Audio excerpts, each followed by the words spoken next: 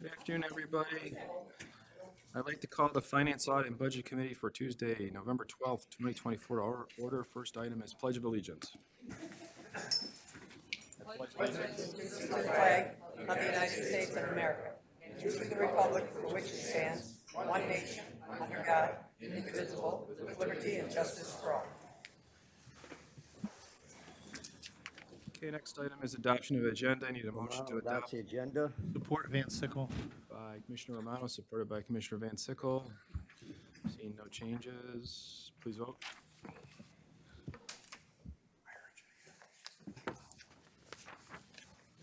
Motion passes 11-0. Next item is approval of minutes dated November 23rd, 2024. Need a motion to approve. Support Van Sickle. Moved by Perna, supported by Van Sickle. Any changes to the minutes? Seeing none, please vote.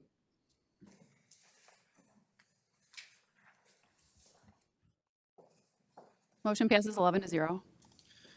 Next is public participation. This is the first opportunity for public participation for those who like to speak for a maximum of 3 minutes on an item which is on today's agenda. There'll also be a second opportunity for public participation for those who would like to speak on any issue. Anyone from the public like to speak? Agenda items only.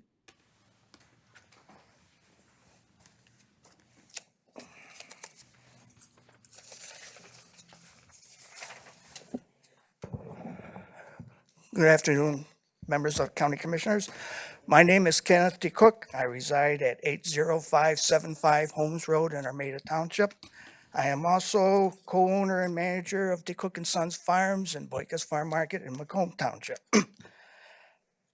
I wish to convey my experiences the past few years with the Macomb County Department of Roads and the expanding of 23 Mile Road, and what I consider was wasteful spending of over $50,000 with me and my 90-year-old mother and my other brothers. We were forced into condemnation on our 3 different parcels. Our dispute was over the value of the property, not the necessity of the expansion of the road.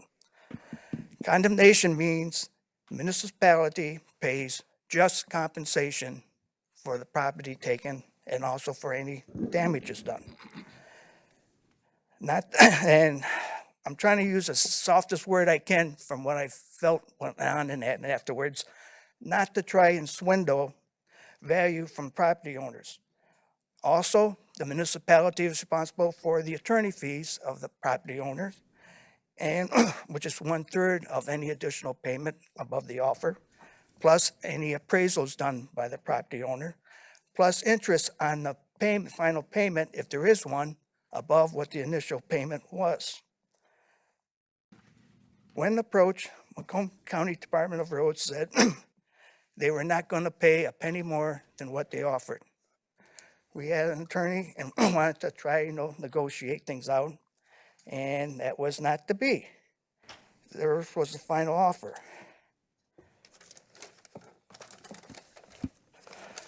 Our case finally went to the Circuit Court, Judge Gotti, who was kind of disappointed from what I heard for no discussion going on between the 2 parties to try and settle things before it reached her. So she sent us to a facilitator in Bloomfield Hills. And I'm on 23, and I got to run out to Bloomfield Hills for this facilitator to try and settle the 3 parcels. This cost the county and us $2,500 for each parcel. Long story short, Macomb County Department of Roads paid double their first initial amount on 2 parcels and 4 times their initial offer on the 3rd one. Plus $5,000 for each appraisal we had done for the 3 parcels, which the county paid for. Plus, from what I can figure, 8 appraisals the county had done. They did 3 in the beginning, and then they came back afterwards after a while, and my understanding did a more in-depth appraisal of 2 of the parcels. You have 30 seconds. Okay. It's my 90-year-old mother and dad did the farm starting in 1964, and dad passed away in 99, and Ma's over 90 years old. We tried to work out an agreement, and when instead of coming halfway, they almost came all our way. With the additional attorney fees, interest plus the attorney fees, the road department had to pay for their attorney and that. It came over $50,000. Why? I'm not talking 5,000, I'm not talking 500, I'm talking over 50,000. There's been a few other parcels in the same project that they misrespected the property owners. And I'm talking, let's talk and meet, but why lowball and cheat the property owners out of their just compensation? It's more I could say, but like the saying I seen in the lobby here, make Macomb your home. Would any of your constituents like it if you had an employee who wanted to disrespect them, lowball them, and like I said, the softest words, swindle money, swindle value? They came, you came, and you're part of the government, came knocking at our door. We didn't know back in '68 land values were gonna go like they are. We didn't even know 23 was gonna be a 5-lane road. Time But is that's what it is. So, thank you very Thank much you. for your time. Anyone else from the public like to speak? Going once, twice. We'll close public participation. Next is presentations. First is the Clinton River Watershed Council update. I need a motion to receive and file. Support Ganem. Moved by Nard, supported by Wallace. Sounded like on this side over here. Good afternoon. Jennifer, how are you? Good afternoon. Thanks for having me. It's great to see you all. My name is Jennifer Hill. I'm the Executive Director of the Clinton River Watershed Council, and I thank you all for allowing me a little bit of time today to provide you a little bit of additional context to the membership dues proposal that you all have before you. Yes, So from Commissioners, the you have a Clinton River printout on your Watershed desk Council. of what Jennifer's presenting for us here today. Yes, so there's a lot of detail in the proposal, but I wanted to just go through a few points, and then, of course, I'm happy to answer questions. So as I know you all well know, the Clinton River Watershed Council was founded in 1972, so we've been around for over 50 years, and we were founded by local municipalities to ensure the interests of the Clinton River were represented in local decision-making and that people were educated about and connected to the watershed. CRWC inhabits a unique niche as the only nonprofit organization operating within the Clinton River watershed whose mission is centered on ensuring a healthy, thriving watershed for future generations.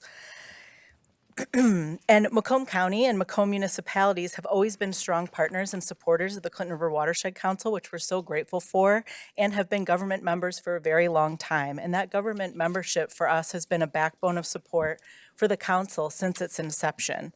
And so many of these examples go well before my time. I've been with the Watershed Council for 2 years, but we have worked very closely with the Public Works Office, the Planning and Economic Development Department, and the Health Department consistently. That's included partnering with the Health Department and the Water Quality Board to identify illicit sewer connections in the 1990s. And as administrator of the Public Advisory Council for the Clinton River Area of Concern, we work closely with all of those departments to move forward addressing the beneficial use impairments that still exist here in the Clinton River Area of Concern. Since the 2010s, we've had many partnerships on restoration projects through the Clinton River Area of Concern, and that has included projects like the Clinton River Corridor Restoration Project, which opened up many miles of the Clinton River through Sterling Heights and Utica for recreational use. And that was $4.5 million that came through the Great Lakes Restoration Initiative. So many more examples of projects like that, but one of those that has been very important and brought funding into the watershed. We also consistently work to highlight the benefits for federal investment and restoration, what that brings to the watershed, and we do that alongside both local and federally elected officials. And just in October, we actually had a chance to do this through the SPAC meeting, which stands for the State Public Advisory Council meeting, which was a gathering of officials from across the state of Michigan who all work on areas of concern. And we were able to actually highlight the Sterling Relief Drain Project here in Macomb County, which of course is an amazing project and that initially had started through the area of concern work. And so able to bring some more communications work and share best practices with other folks that are working on these same projects across Michigan. We're also actively involved in working with communities to reduce stormwater runoff, particularly here in Macomb County into the Red Run subwatershed. And that includes a project I spoke with you all about last October when I was here that was in Centerline, where the city of Centerline and ourselves worked together to repave a parking lot that they had, their DDA parking lot, and install small rain gardens, which allow that site now to capture up to 34,000 gallons per rain event. And instead of that going down the drain. And that's through our Water Towns program. And we're also currently working with the city of East Point to support their vision for increasing green stormwater infrastructure along their 9-mile corridor. And additionally, we're going to be working in 2025 to be bringing more of our services to residents in Macomb County to help them to be able to install green infrastructure on their own property. So whether that means installing a rain barrel on their gutter or installing a rain garden, having access to native plants to be able to do those things, we're working to do that, and we're really excited about it. And we also, of course, understand that there are concerns, that you all have brought up concerns about the quantity of water that's coming down the Red Run, and we're committed to be a partner in helping find solutions that reduce stormwater runoff and help improve the health of the Clinton River. So we have professional staff at the Clinton River Watershed Council, and we have programming that allows us to directly connect with residents, volunteers, and students, and all those services that are outlined in the proposal do just that. And as I said before, we partner with communities and with counties, and we collaborate with a lot of nonprofits as well to understand best practices, both locally and regionally. And those services that you see really reap the benefit of those partnerships. So the majority of the dues that come to the Clinton River Watershed Council from our government memberships, including from the counties, are used to help with our staff time to deliver the programs that you see in the list of services that we do deliver through our programs. And we continue to, of course, pursue federal, state, local, private funding and membership donations from individuals and businesses to bolster the rest of the work that the Clinton River Watershed Council does, and to really leverage the amount of resources that you all as a member get through the programs that we are able to deliver. So we're so thankful for your continued partnership and the work that we do. And one of the things that we want to do for our government members in particular, which is also outlined in the proposal, is to increase our services in 2025 and beyond. And so that's going to look like increasing, as I mentioned, services to residents in Macomb County to be able to access resources around rain gardens and rain barrels. We're going to be undertaking an update to the Clinton River Water Trail Plan, and we've already started that work with the Planning and Economic Development Department and the Macomb Water Trail communities. We'll be expanding our Clinton cleanup work, which is our watershed-wide cleanup that we have. We're actually going to be moving that to Earth Day, and our hope is to get many more communities and public events involved for folks to be able to come and volunteer. And we'll be expanding our weekly clean program to include more places that collect trash that makes it into the river. So we're going to not only be working in green spaces, but also be working in shopping complexes and parking lots and other places where we know that's the source of the trash, and working with communities to understand what needs to be tackled by our volunteers.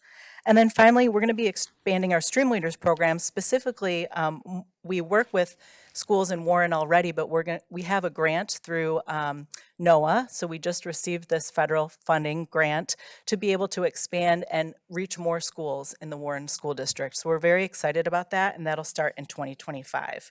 And these are all additions to the programs that we have provided through our government memberships to Macomb County for many, many years. And then I will just quickly talk about, we did change our dues structure, which is the reason that our dues have gone up.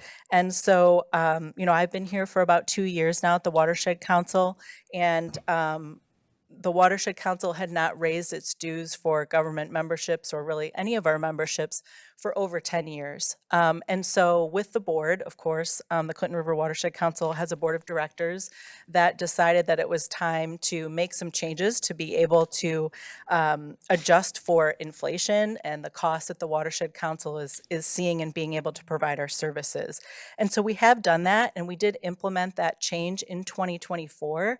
We realize that it is a big change for communities and for counties, and for that, we've provided a several-year on-ramp to be able to get where we think we need to be by 2030.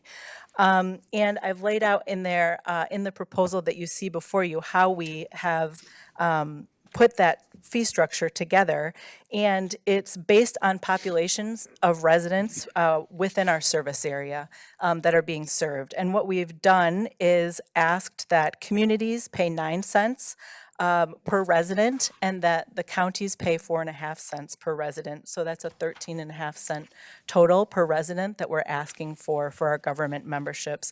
And again, that would be happening throughout the next several years through 2020. So there is a due structure in there for you, and we did, as I said, update or begin this update in calendar year 2024, and talked to Chairman Brown about it, and knew that folks needed time to be able to make this change. We were able to implement the due structure with all the communities that are members of the council in 2024, which we were really excited about. And I was asked to come back to the county in anticipation of 2025 to present this again.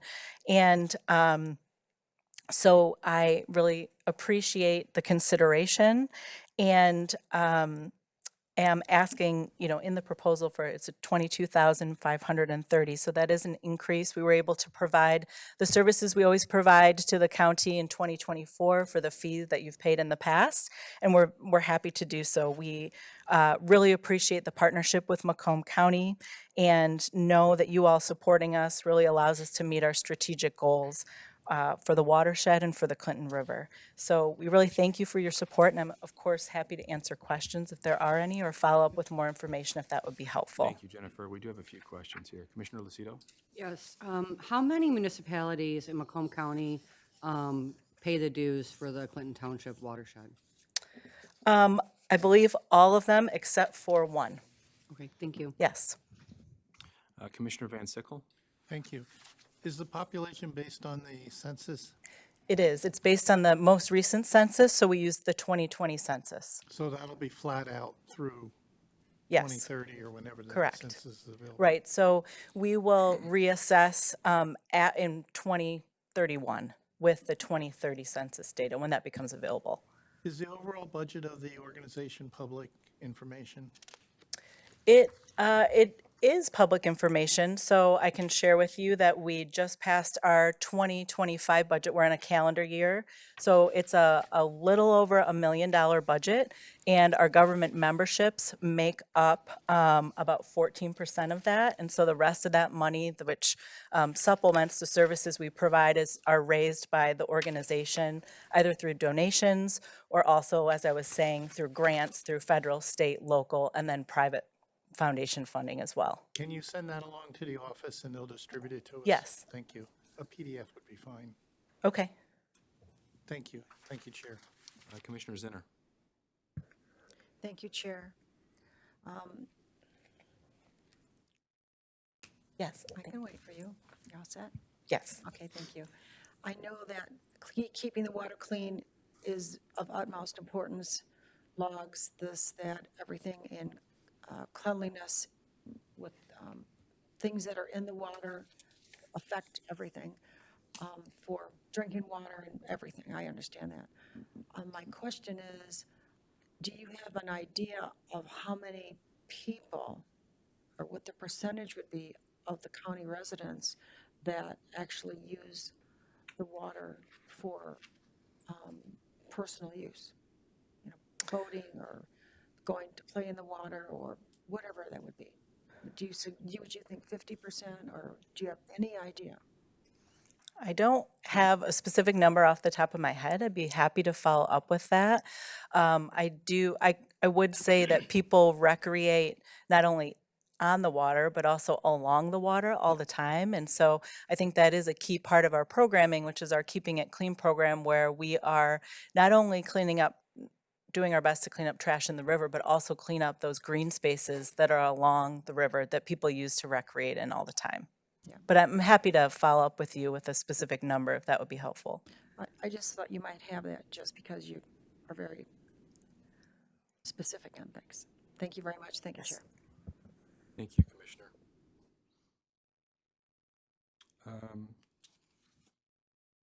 So Jennifer, we have currently right now in our budget allocated for you $7,500. So we would obviously have to make an amendment to that to meet your due structure. So we'll make a note of that, and obviously one of the commissioners will have to bring that amendment to the board at our budget amendment meeting. So, but thank you for the presentation. I don't see any other questions.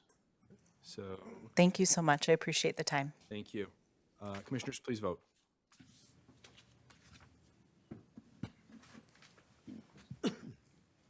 Motion passes 11-0. Thank you. All right, next is budget reviews. I'll take a motion to receive and file items 7A through 7E.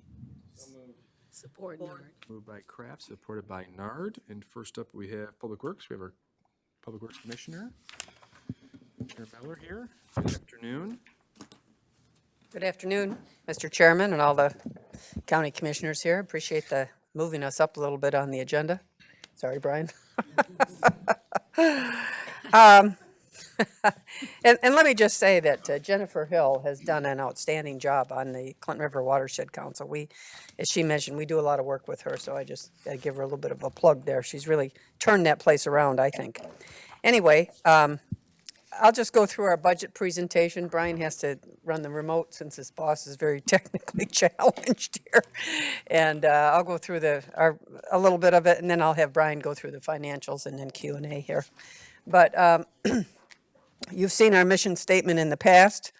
I think every successful organization needs to have a mission statement, and ours, of course, is how we can improve water quality, which we say equals quality of life, and how we can be a critical component of economic prosperity. And so many of you I see during the year at so many different events anyway, or you're members of our drain board, you know, on a regular basis, or some of you come occasionally depending on if we have projects within your county commission district. So you see the kinds of work that we're doing there, I think, certainly anyway. But anyway, in regards to generally to our budget, we try to actually walk the walk, being conservative. And I think we, once again, are, if not your lowest, one of your lowest increases of any of your budgets. I always point that out. We're not asking for any increase at all in full-time staffing. Again, first of all, the 2024 drain projects, as you know, and I'll spend a little bit of time talking about this with all of these various drain maintenance, drain cleanout projects that we have all over the county. This is money that we get through you that's increased in the 8 years that I've been here. The first, I think, maybe the second year I was here, I asked for $75,000, and now we're at $1 million, and we use it all. And we try to do everything that it's our match program, of course, with all the different municipalities throughout the county. And we try to do absolutely everything that we can to make sure that we're not only basing it on need criteria, where you really need to go to make the greatest impact, but also recognizing that, you know, it's a big county. And whether it's an enclosed drain or an open drain or whatever, we try to do our best to get around to every municipality. And you'll see here, I think we've accomplished that again this year. So we try to get everywhere. And, you know, some places have a lot more need and they have a lot more drains than others. But we're really, again, whether we're up in, you know, Washington Township because they have some open drains, or we're down in the city of St. Clair Shores or Warren or what have you, where they have all the enclosed drains because of all the development, there's still critical infrastructure that plays a huge role in keeping neighborhoods from flooding and keeping the roadways from flooding, et cetera. So, and obviously we work very closely with our terrific partners at the Macomb County Road Commission. And of course, Brian Santos sits on our drain boards, so he knows everything that we're doing there as well. So, but it's an important partnership, I think. So here's some of the drains that I've just given you some pictures here of some of the different ones that we worked on, just to give you an idea. In 27 different communities here, all of these various drains. So this is one, what we call the Chapaton Drain, which is an enclosed drain actually, and it was right by Avalon Elementary School in St. Clair Shores, and the thing was just falling apart. And we got that done just in time for the school year before the kids came back to school. The next one's the Dunn Drain in Shelby Township. Commissioner Grott's well aware of this because I had her come out and go through this whole drain project with me, and she had her boots on.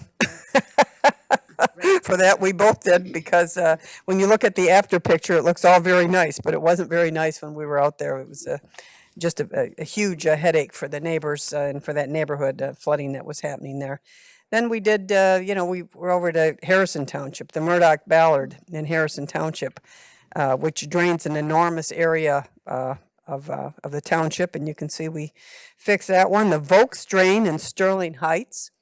This is actually the most expensive drain program that we've done since I've been here. I mean, for this program. This is where are we now? $960,000, $950,000 for this project over 2 years. Over 2 years.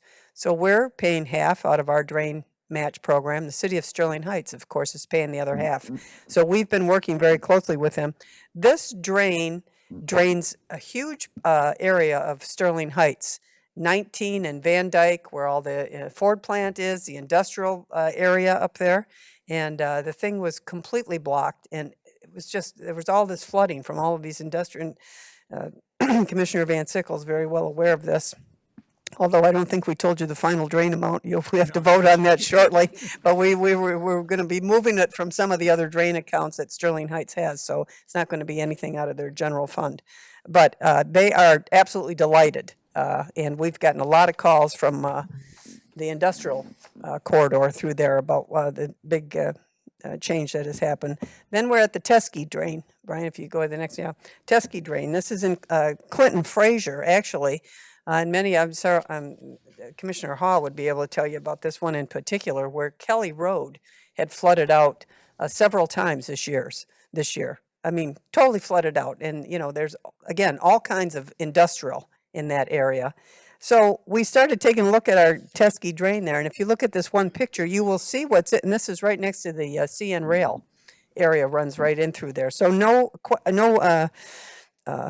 big question, I guess, of what's in there. These are all railroad ties that have blocked this entire drain. I mean, there was even just a little trickle of water going through there. Anyway, we cleaned all of that out, and that thing is running like a river now going through there. And that whole area, since then, we've had a couple of very heavy, intense rains. No flooding at all at Kelly Road. And I know Brian can talk to this, Brian Santo, because you were getting all the same calls I was. There, they just paved Kelly, a beautiful road project, things underwater because of our drain, so that's been fixed. The Bear Creek, a little sinkhole in Warren. This is a small thing, but yet it was a small sinkhole, and Commissioner Gannon probably knows Eureka, I think is the name of the road there. Yeah. And all those neighbors were, having issues, so we fixed that one. The Crittenden Drain. In Macomb Township. These are just, you can just start to look at some of the pictures, the befores, and then the after on the Kitley again, that's in Macomb, and then the Longstaff in Shelby Township, the Sutherland Omig in Chesterfield Township, which was one that after the heavy rain there, Commissioner Kraft, we worked very closely with you and the Township Board, and we have a little more work to do there, but that was when you had the disaster declaration, that was a big issue there. The Clinton River Cleanout Program is something that we started 2 years ago. We've now done for 2 seasons. Last year we took, I think, about 80 ton of woody debris out of the Clinton River. This year we're way in excess of 100 ton. It's amazing how much woody debris that we've taken out of the Clinton River. And we work with all of the municipalities along the Clinton River to identify where we need to where all of this is snagged up. And so it has made an enormous difference, particularly because all of this stuff ends up in deadheads out in the lake. But in addition to that, it causes, backup flooding, bank erosion, all kinds of issues. The next picture, I think, is just showing some more of that, removing all of these blockages on the Clinton River. And then the next slide is just to, again, give you a sense. I'm not going to go through all of these, but just to give you a sense of how many different infrastructure projects we have currently underway in our department. There's 22 of them right now. Big projects, and some small, but some big ones. I mean, like, just for one, what we call our canal expansion at Chappaqua. It's a $31 million project, and we just finished all the concrete last week.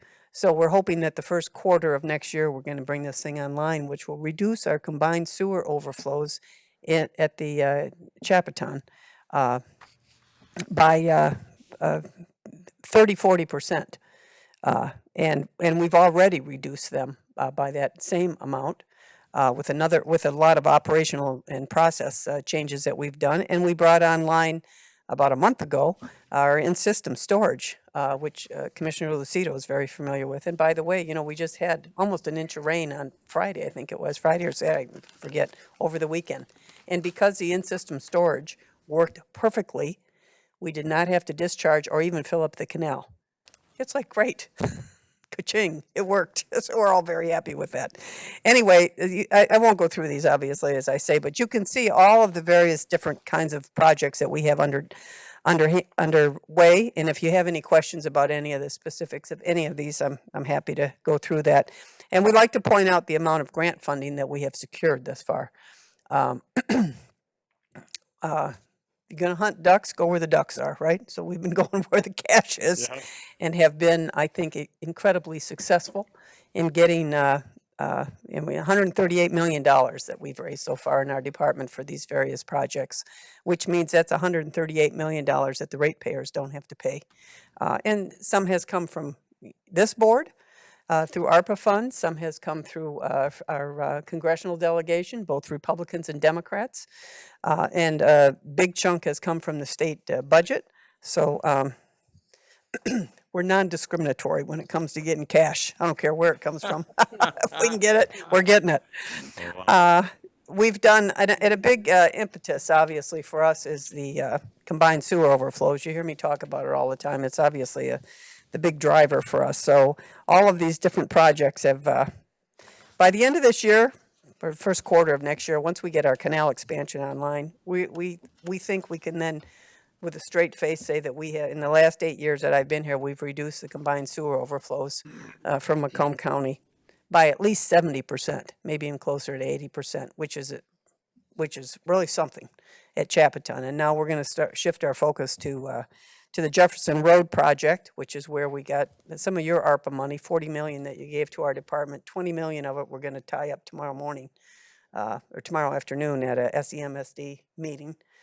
We've designed, bid out the Jefferson Pipe project in St. Clair Shores, and we'll be awarding that bid, which we got the contractor that we wanted, the Macomb County contractor, at an excellent price. So I think that's all green lighted. And our rain barrel program, this is maybe a small thing, but it's a thing. And people are very excited about rain barrels because how many people say to all of us, right, what can I do?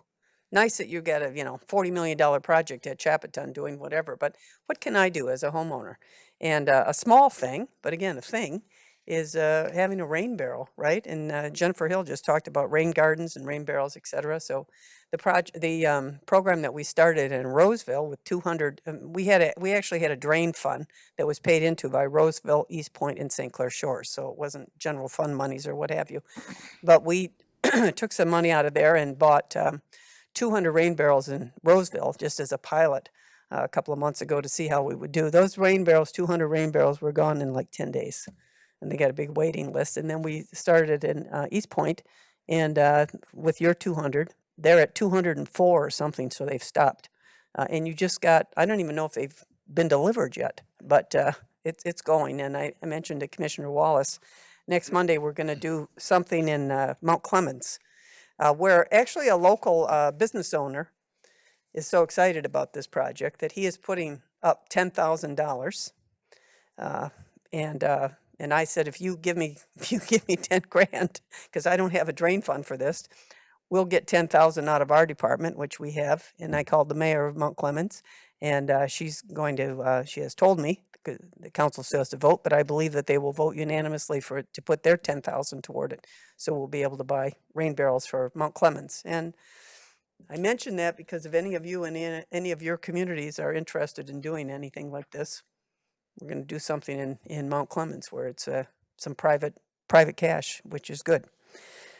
Anyway, our mantra all the time, no more sinkholes, right? So much of the sewer rehabilitation that we're doing is to make sure that we never have to have houses falling into the interceptor on 15 Mile Road again. I just put some pictures up about that.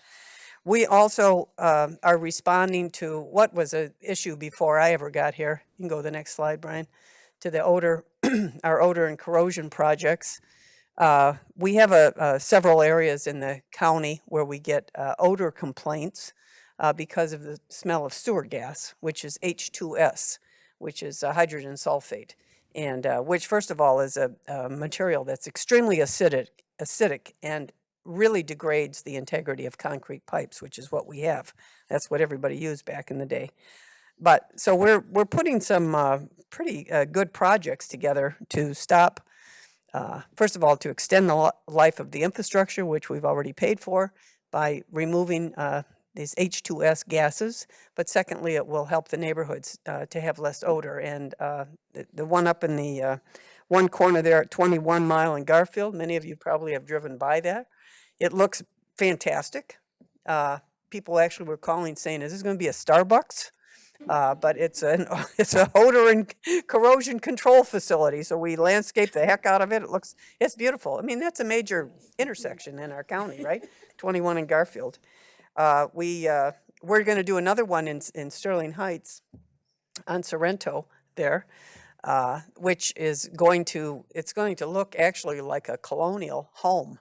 I mean, a beautiful colonial home with a garage. You're going to drive by it. You're not even going to know what's inside it unless somebody tries to break in it.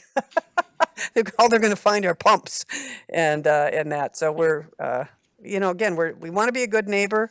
We're trying to blend in with the aesthetics of neighborhoods and get our jobs done at the same time. And then I think the last thing I probably will just mention is some of the different technology that we've used for our different projects. The sewer drone for the AI, we're certainly the first in Michigan, and I believe one of the first in the entire country to use AI for sewer inspections. And so we got this drone. I'm just going to tell you, and some of you, when you come to the drain boards or you have an opportunity to meet my staff, whether it's Brian and Bruce is here, but I got a bunch of hotshot engineers there that are very creative. And, you got to let these guys go a little bit, right, with some of the various technologies that are out there to get their job done. So we got onto this sewer AI. So we put this drone, we fly this drone now into our pipes, whether they're a large interceptor or even some of the smaller pipes. And this thing videotapes in incredibly clear imaging what the insides of these pipes look like. So we're able to get immediately, and we can inspect as much and as whenever we need to all of our pipes, and get a much better product. And we literally saved $4 million this year by using sewer AI. And I bought this drone and the whole program for less than $100 grand. So pretty good bang for the buck there. And that's just going to keep adding on.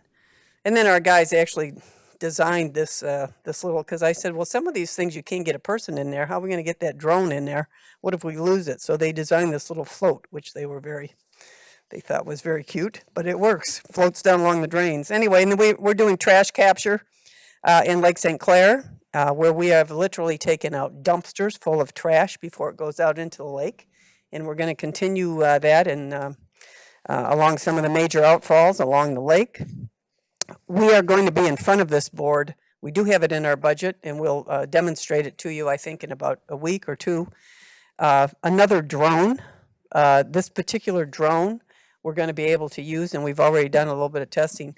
We actually can fly it over areas where we think there's an eye depth, where we think that there's a contamination in the water, and this drone will pick up the information and tell us what we're looking at there. So it is really going to help us throughout the county be able to identify if we have contaminants, whether it's sewage, illicit connections, or, spills or what have you. So we're excited with that. And then, of course, we still have the muck study being done in Lake St. Clair, which this board very graciously gave us some money to pay for with the U.S. Army Corps of Engineers. In fact, the people from the Army Corps of Engineers, now I'll let Brian get up now and talk about the financials here quickly.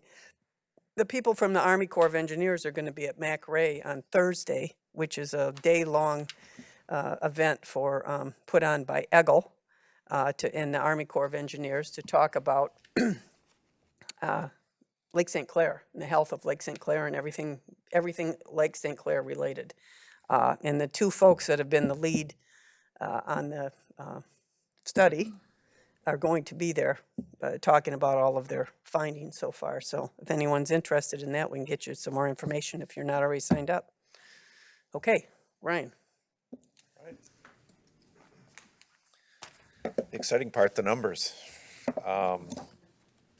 Real briefly, we're a $10.6 million total budget for fiscal '25.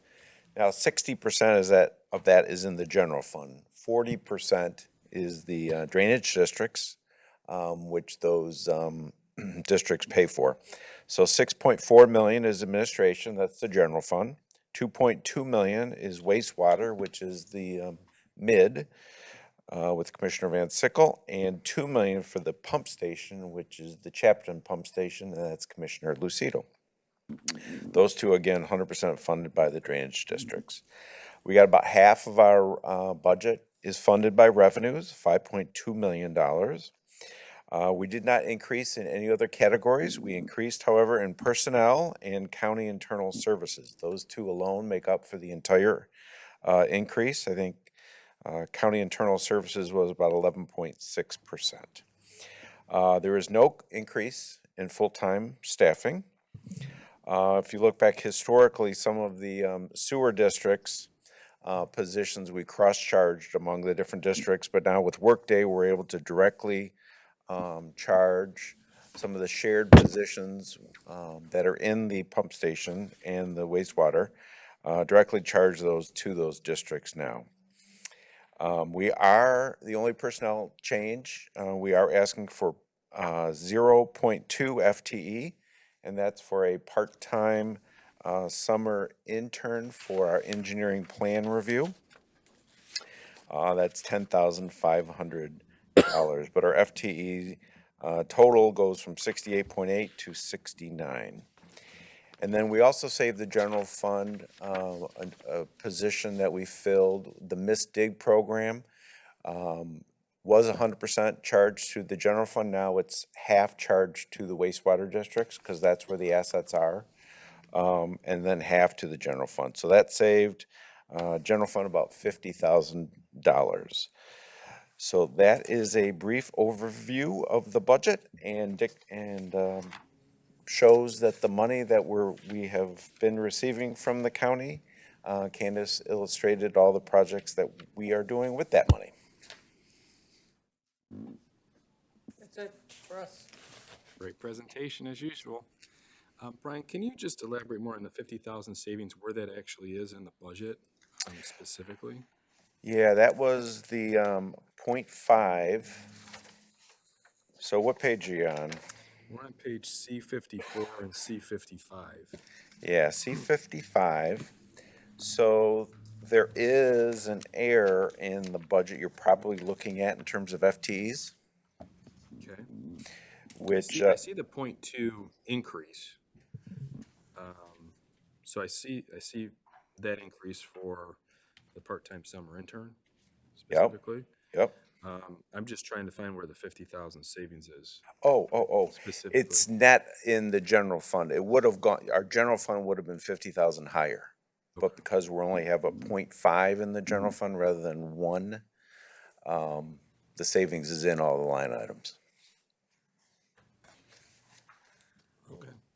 Commissioner, as Brian indicated, it's all combined into the personnel line item. So there was some increases in overtime, I think, that they requested, plus this 50,000 savings, plus the 3% across the board. It all nets out as part of that $9 million personnel number. Got it. Thank you, Steve. Okay. Questions, commissioners? Not one question. Oh, there it is. Commissioner Gross. Just a comment, I just want to thank Commissioner Candace Miller for great job on the project, great presentation. Those projects in Shelby and all over the county, they look great. That backyard and in that subdivision look like a golf course. You can go play golf. So It's for the ducks, right? yes, Not the ducks, all the were swimming. geese, all the So geese back there, yeah. I really appreciate it. Shelby Township team up, we pay our fair share for that project, and Candace team did a wonderful job, so I just want to thank you. Thank I you. appreciate it. And I was on the project after, and the residents are happy. We are happy that we improved the lives of our residents.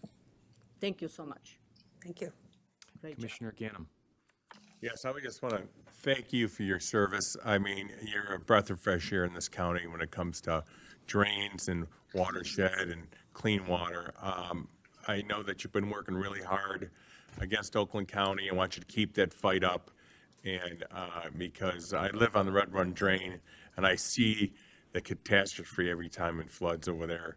And the residue, no one thinks about that. When all the residue is, when all the water is gone and the residue is on top of these plants and these trees, I mean, you can shake the bushes and you can see like a dark fog flowing down into the water. You know what that is, right? It's not dust. So I can only tell you that your staff and you have been incredible, and it's a pleasure to work with you. Your staff is great, and I look forward to the future. That I think that one day you'll get Oakland County under control. I hope, but I hope I'll be there to watch that happen. And thank you. Commissioner Romano. Thank you, Chair. Hi, guys and girls. It's nice to see a budget that you presented that honestly makes our job a lot easier. You're so close to what we did in 2024. For the amount of money that you really need and what you're spending, it's unbelievable how close you can come to that. And still, you get all your grants, which help a lot. It saves the county a lot of money. You still get your work done. I guess that should be a lesson for other departments who come before us to look at yours real close and say, hey, maybe I should mirror this. And on a side note, thank you for 15 Mile Road, Candace. I did try to call you. It kicked it back to me as non-delivered. As soon as I drive by and it looks so pretty, I wanted to call you. And I did, but it kicked it back to me. That's all I have. Thank you, Chair. Now, Commissioner Romano knows, having sat on the Sterling Heights City Council with this guy, listen, I'm a Scot, but he has nothing on, I mean, I have nothing on him. He's so cheap with the money. It's crazy, but it's good. Money man. He's a good money man. Thank you, Chair. Commissioner Zinner. Thank you, Chair. Candace, I have a birthday coming up, so maybe you'll have a present when we go Thursday about, there's a way to get rid of the Ling Baya that I detest so much, as we all detest so much, just maybe something. I don't know. Really, that is one of the things that hopefully they're going to, we had a meeting with them. Obviously, we keep meeting with them to understand if there's something that we can do to at least treat it or something. But, there's a lot more that needs to be done, and this county can't be the only one paying for it. So I'm glad that Eggle has put it on the agenda, because it really needs to be a state issue. It does. It's not just Harrison Township or Federal, Macomb County. Whatever. Yeah, so we got to keep pushing, put the pressure on. Thank you very much. Thank you, Chair. I've just got one other question in regards to the budget. It looks like in your capital improvement fund, which is not actually specifically in your budget, but related to your building. It looks like they're looking to install a full building emergency generator. Yes. Do you currently have one, or is that going to be something new? No, we don't have one, and I'm that will surprised be you new. don't. That's why. Well, we've even thought about bringing the generator down from Chapaton several times because we have a power outage at our building twice a year, maybe. I mean, at least twice a year, the power goes out. DTE every single time tells us it's squirrels in the transformer, honestly. I don't know what kind of squirrels are over there on Dunham Road, but mega squirrels, you know. But anyway, it really screws us up because everyone's out of, everything's down.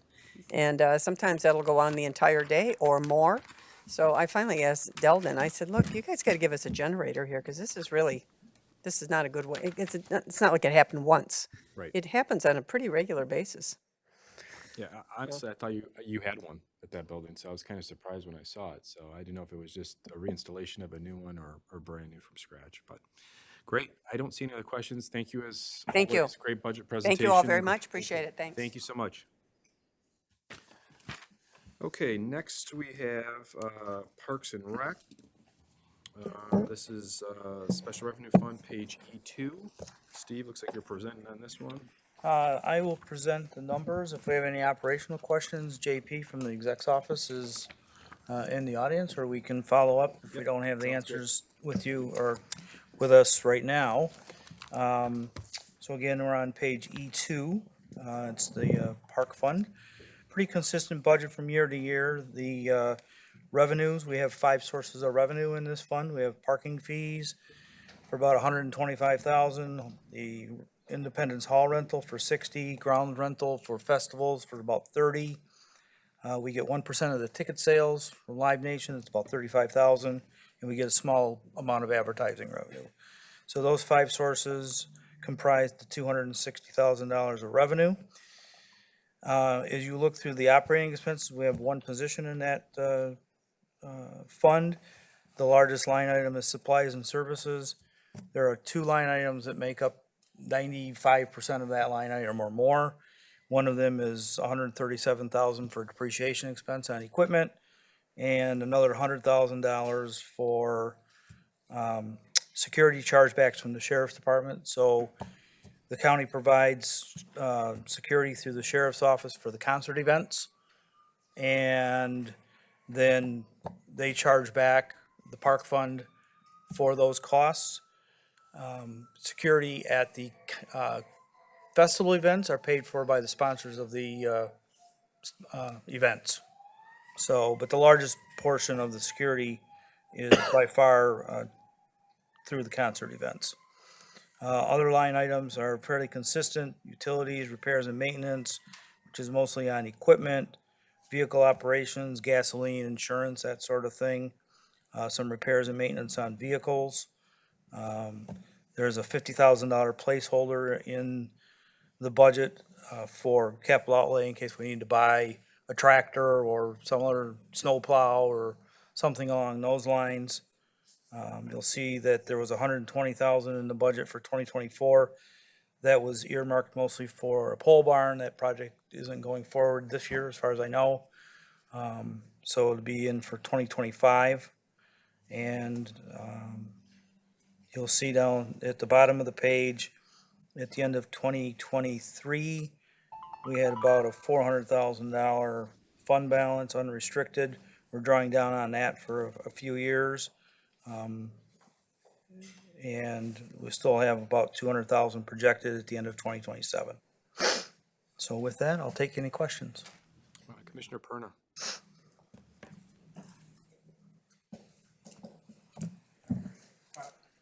Two questions. Sterling Heights, the amphitheater reimburses the sheriff's department when the sheriffs are there for events, correct? If the sheriff is there for a concert, then the county essentially bears that cost. The sheriff, we pay that through sheriff payroll. Sheriff department charges the park fund back for those costs. So essentially, the county picks up through a chargeback mechanism the cost of security at concert events. if you have an event like the Italian Festival, then we bill back the sponsor of that event for the security provided by the sheriff's department. Parking revenue, since it's our land, our property, do we get anything from the parking revenue on any events We get 25% of all parking revenue. for all events? And we are guaranteed 125,000 minimum with Which- Hillside. What have we been receiving over the years? Actually, we had been receiving the 125,000 for years. So essentially, we get 25%. If parking revenue exceeds 500,000, we get 25% of the total. In most years, since this agreement went into effect back in 1999 or 2000, parking revenue had not exceeded 500,000, so we always get our 125,000. In 2022, I think coming out of COVID, we had quite a increase actually, where the ticket sales or the exceeded $500,000. So you'll see in 2022, total revenues for all those 5 sources was 315,000.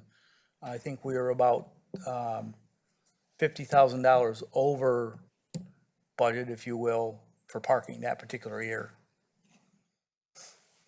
Is there a time where the event asks us for additional lighting or power that we provide for them?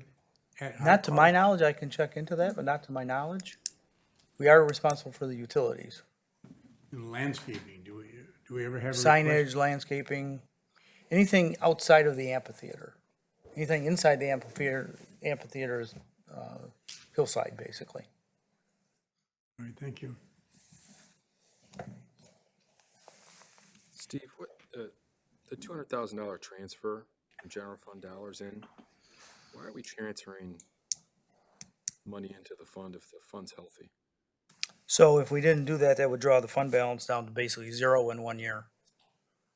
So you'll see the unrestricted fund balance, we're projecting at the end of 2025 to be 226,000. If we didn't transfer that money in from the general fund, we'd basically be down to 0 fund balance. So eventually, we would have to transfer dollars in from the general fund, so we're leaving some dollars in the fund balance for unforeseen or emergencies, essentially. But isn't the fund balance over $1 million, even after the 200? But a lot of that's the net book value of the capital assets, so it's not spendable cash, put it that way. So you're talking about specifically unrestricted cash? Yes, yeah. So we want to leave some balance in there again for some unforeseen circumstances that come up. Commissioner Romano? Thank you, Chair. Mr. Schmiegel, I'm looking at personnel. We didn't have anybody there working for 2023 and 2024? No, those dollars need to be added back here. I'm not sure what happened there, but those, we had one person all of the years on this page and prior. So we have one person. Okay, so I want to make sure I get this right. So we've been paying him 83,000 or almost 84,000. Right. And it jumped up $10,000 in 1 year? 2 years. Did I miss something here? No, so the budget for 2024 is not reflected on this page. It's an error. So we need that was $92,100. So 2024 was 92? 92 to 94 is what you're So actually we looking. went from 83 to 92, almost 83, 10,000. If and that- then- if that remained constant. 83, and then there's the 2023 personnel costs needs to be reflected on this page, which what would was have went up 2023? 6%. Pardon? How much was 2023? Would have been about 6% higher than the 83, so you're talking 89. And then it went to 92, 94, 97, and 100. Now, is this for the ground maintenance guy or? Yes, including all in costs, all benefits and everything. Hell of a job. The $50,000 that we just paid for was it a new barn or something, new shed? Does that sound right to you? 20, wasn't it 50 we paid? Just had a shed put up there, another Pole barn. pole barn. Pole barn, Yeah. Where's that So at? that would be part of this 2024 budget. Where's that at? It would be in capital outlay. With 120,000, Yeah, is that correct? that's where it would be. That's where the money would come from. And then, okay, so let's move now to 2025. What's the additional 50,000 for? It's going down 70,000 to 50,000, going from 120 to 50. We put a placeholder in there for equipment we may need to purchase, something may happen to a building or something, and we have to have capital outlay. So we put a placeholder in there for every year for $50,000. Okay, let's look at 2023 for capital outlay. You got $228, okay? We jumped up in 2024, you mentioned why, $120,000. And then you're saying that should have taken care of everything, yet you want another stash for 50,000 for 2025, is that correct? Correct. We put a placeholder in every single year, Commissioner, for unforeseen emergencies. We put a placeholder in there for a tractor, snowplow. No, we had that already. We paid for that already. We Right, we but bought you the never know. tractor I mean, already. something else could happen.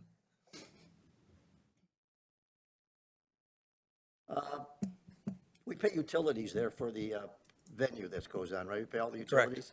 What kind of numbers are those? When we pay for electric, the utilities, when they have Electric, their. water, gas, mostly electric. Okay, mostly electric, probably. What kind of numbers are those?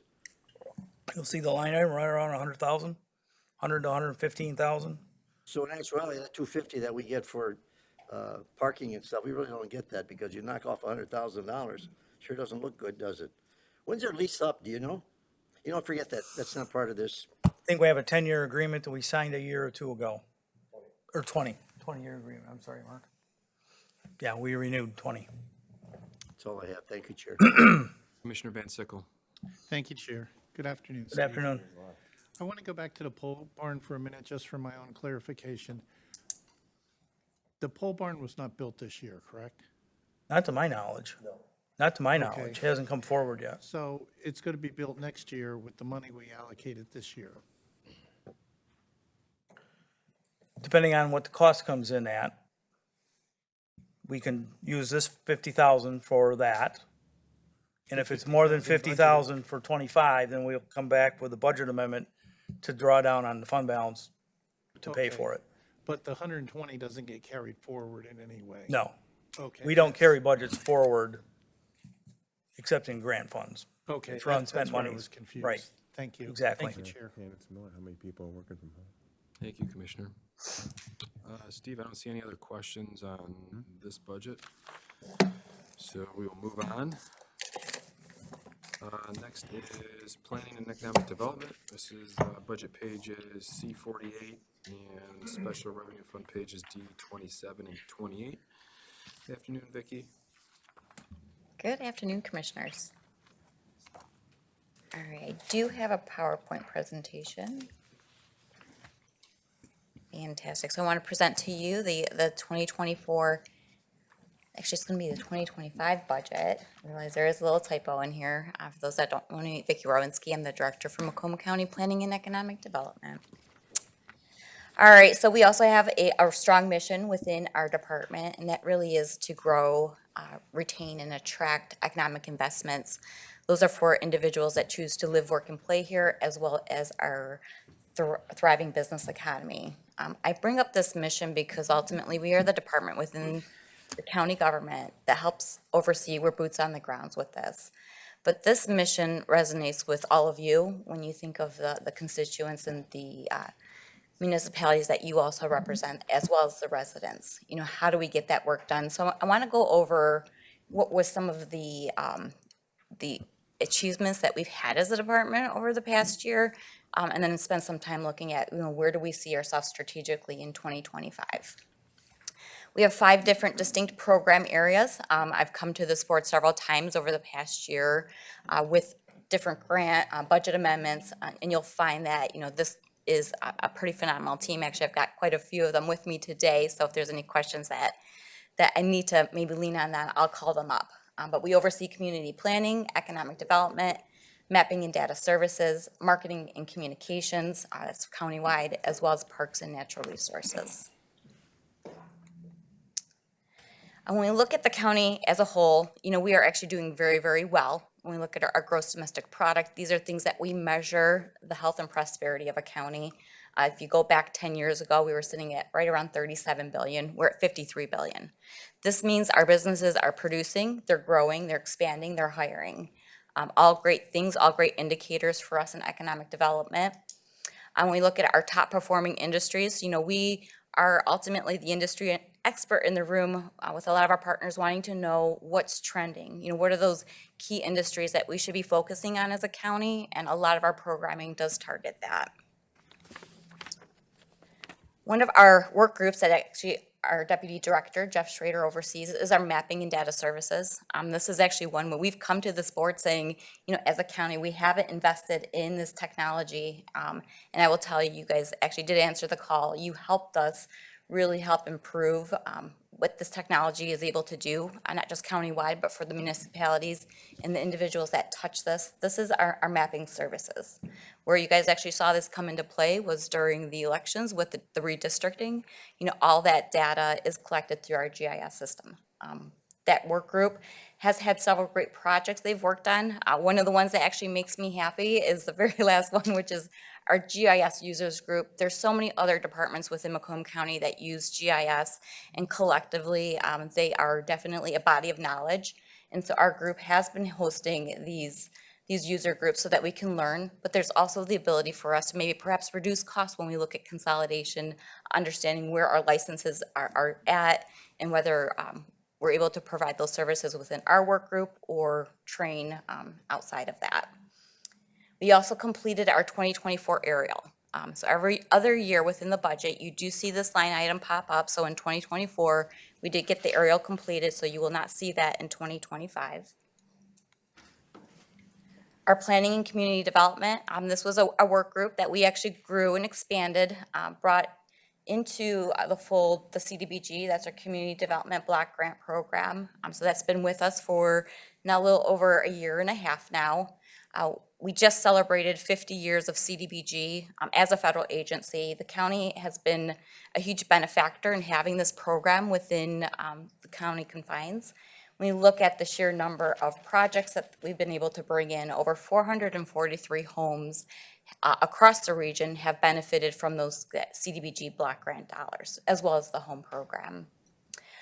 We also re-upped on our brownfield. When we look at our aging infrastructure, a lot of the sites within Macomb County are contaminated, or perhaps there is some idea of contamination. So to have these brownfield dollars help support some of the redevelopment that we've got to help support, especially in some of our older communities. We also brought forth 3 different projects where those brownfield dollars were approved by this board. And then our infrastructure planning, we had various grants. This includes our broadband study, the EV study, our trail implementation, as well as materials management, which was formerly called solid waste. This is something that, once again, you've seen in our budget year after year, kind of a place marker, knowing that there was going to be mandates coming down from the state to make sure that we've got an updated solid waste, or in this case, they've now called it a materials management plan. This is actively happening. So we know that we're going to see that uptick, especially in activity in this space, as well as how we pull together that committee. Economic development impact. This is also another great metric for many of you guys when we look at the amount of dollars that we're able to bring in through physical attraction. This is, expanding the footprint of a building, whether it is bringing in a workforce through job creation or job retention. We also brought in grants that help actually support purchasing equipment that goes inside these facilities. A total of 35 projects were won by our department, and we actively compete with other counties, other cities, other states. So 35 of those projects did occur here within Macomb County, and that is a direct impact of our economic development team, totaling about $403 million in investment. Did highlight some of the big ones for us, and then you can see also we were awarded a NACO award, which really helps us to really promote, Macomb County to that outside constituency. This is a slide that you guys haven't seen before. I thought this was actually really interesting when we kind of crunched the numbers on what does this look like when we're doing business attraction, trying to go out there. This is where our travel budget comes in. This is where our marketing budget comes in, and the power behind our economic development team. going out there and trying to bring projects to Macomb County that we wouldn't normally have sought. So some of these are international, some of these are national, that they chose Macomb County. You'll see that we do work with our partners. A few months ago, you did meet with one of our partners, Detroit Regional Partnership. They do help us with some of the travels and getting that word out there. We did submit a total of 116 RFPs. That basically is our response saying, yes, we've got sites that could be suitable for a project. Of those, we did get a 3% win. This is a goal that we want to see continuously increase for us. But when you look at just that 3% and the economic impact, it's projected to add 1.7 to the state tax base, 1.8 to local, as well as sales. So there is a definite economic impact to every project that we win for Macomb County. And that doesn't include the spinoff, which we know that there's additional job creation for every job that we create directly. We've also been to quite a few places, whether it's hosting events locally here in Macomb County or with our partners, traveling to quite an array of different venues, ensuring that we're getting our name out there. We hosted and presented at 6 events as well. Our marketing team, this is actually where we've definitely pivoted as a county, and I think that we're seeing this across the board when you look at our marketing campaign, our marketing strategy. At one time, our marketing department just handled small graphic requests. If you look at the plethora of projects they're working on today, it's pretty significant. We do track the number of requests that come in countywide. So if there are other departments that do need assistance of our marketing team, over 400 of those did come through last year, in which, their turnaround rate is pretty phenomenal. We also looked at, different forms and methodologies of how do we get some of that messaging out there rather than just going with traditional print or postcards or flyers or mailers. Are really looking at this digital footprint, being able to measure the types of impressions that we're getting, the demographics. This is really helping us not only just to promote Macomb County for business attraction, but as well as talent attraction. Our Fueling the Talent Pipeline, this was actually an initiative that's probably been around 5 years in the making. Actually, it started with my predecessor, John Paul Rea, really wanting to make sure that we are part of the solution to the talent shortage. And really that is focusing on our K through 12. We call this effort Fueling the Talent Pipeline, recognizing, the county sits right now with about 50,000 open job positions, a 4.1% unemployment rate. And some of those solutions include Manufacturing Day, which many of you guys participated in, got to walk those floors with those students, hosted about 2,000 students this year, 70 companies. So that was actually a grand number for us. We expand it. We do a week rather than a day just because of the sheer popularity of this program. But we do work in other forms to make sure that, when we look at creating opportunities for these students to really experience and have a career readiness plan after their graduation, that we're a part of that and they're able to really see what's happening within the footholds of the industries in Macomb County. And then Parks and Natural Resources. This one is also one that's very near and dear to our heart. When we try to measure quality of life, why people choose to live and recreate in Macomb County, it's important that we pay attention to our natural assets. So quite a bit happened in this space with over 20,000 tree plantings. There was $500,000 in forestry grants distributed. And probably the biggest thing right now, I know Jerry Santoro's worked really closely with Macomb Chamber on that Blue Economy Initiative, looking at the economic impact of our blue economy and looking to really now grow that footprint. I just provided for you a snapshot of some of the grants that we've presented. There are a few missing in here, but we'll make sure, to come to you when we're ready to present those. But, it's always nice when we're able to get grants through federal or regional or state agencies to help support the work that we do. And then I look at Phil Kraft on this one because I know he appreciates this one. This is our strategic programming. This year you will see, a pretty significant increase in what we're asking for. We're not asking this year for any additional staff positions. We really want to make sure that we're very strategic around this. We find that contractual services is really the route to go, especially if we're looking at some short-term projects, short-term grants, where we've got to bring on that expertise that we don't have on hand contractually to help fulfill some of those obligations. The largest one you'll see on here is that materials management, that 100,000.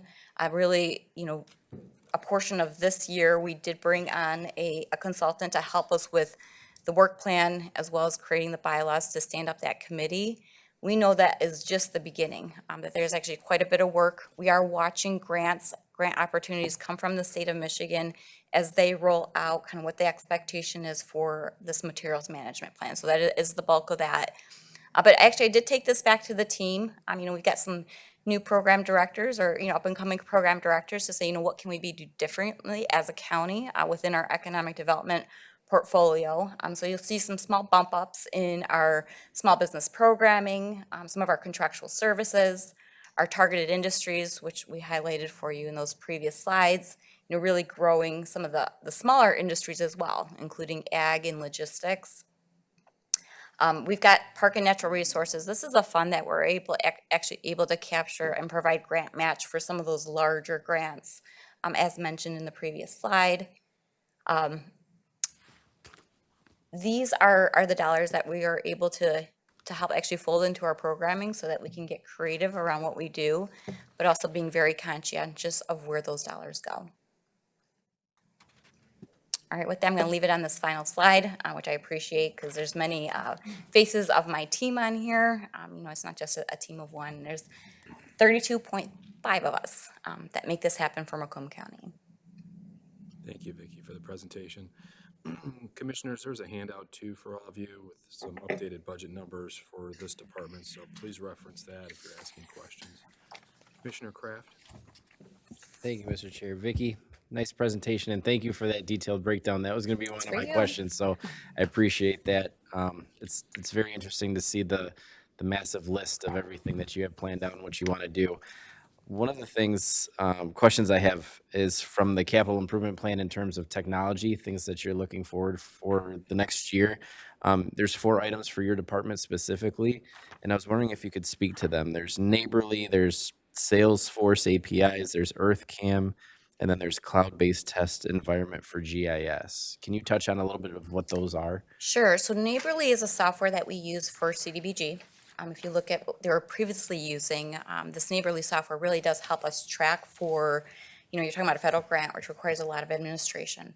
So that is actually a great tracking tool, a reporting tool to get those numbers back to the federal government.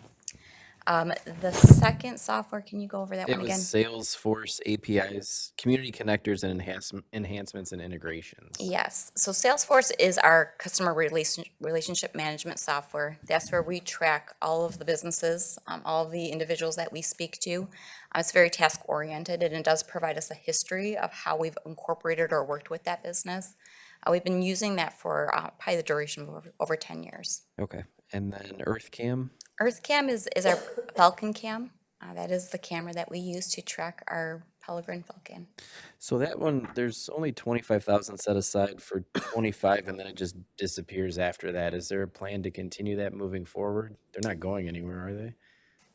I'm not sure. We could definitely get back to those. Maria Zardes, who had retired, she was kind of our champion, making sure we always had those cameras up and running. The Falcon Queen. Yes, and I can definitely follow up to see, what the plan is for that. Okay. And then the last one is a cloud-based test environment for GIS, and this one is for 20,000 for 25, and then it jumps to 250,000 after that. Is that sort of a subscription leaning into a new technology enhancement sort of thing?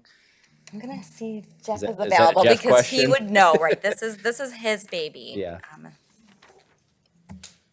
I think, Commissioner, the best way to answer that question is, as the GIS system has grown in the county, it's grown from a department to an enterprise institution.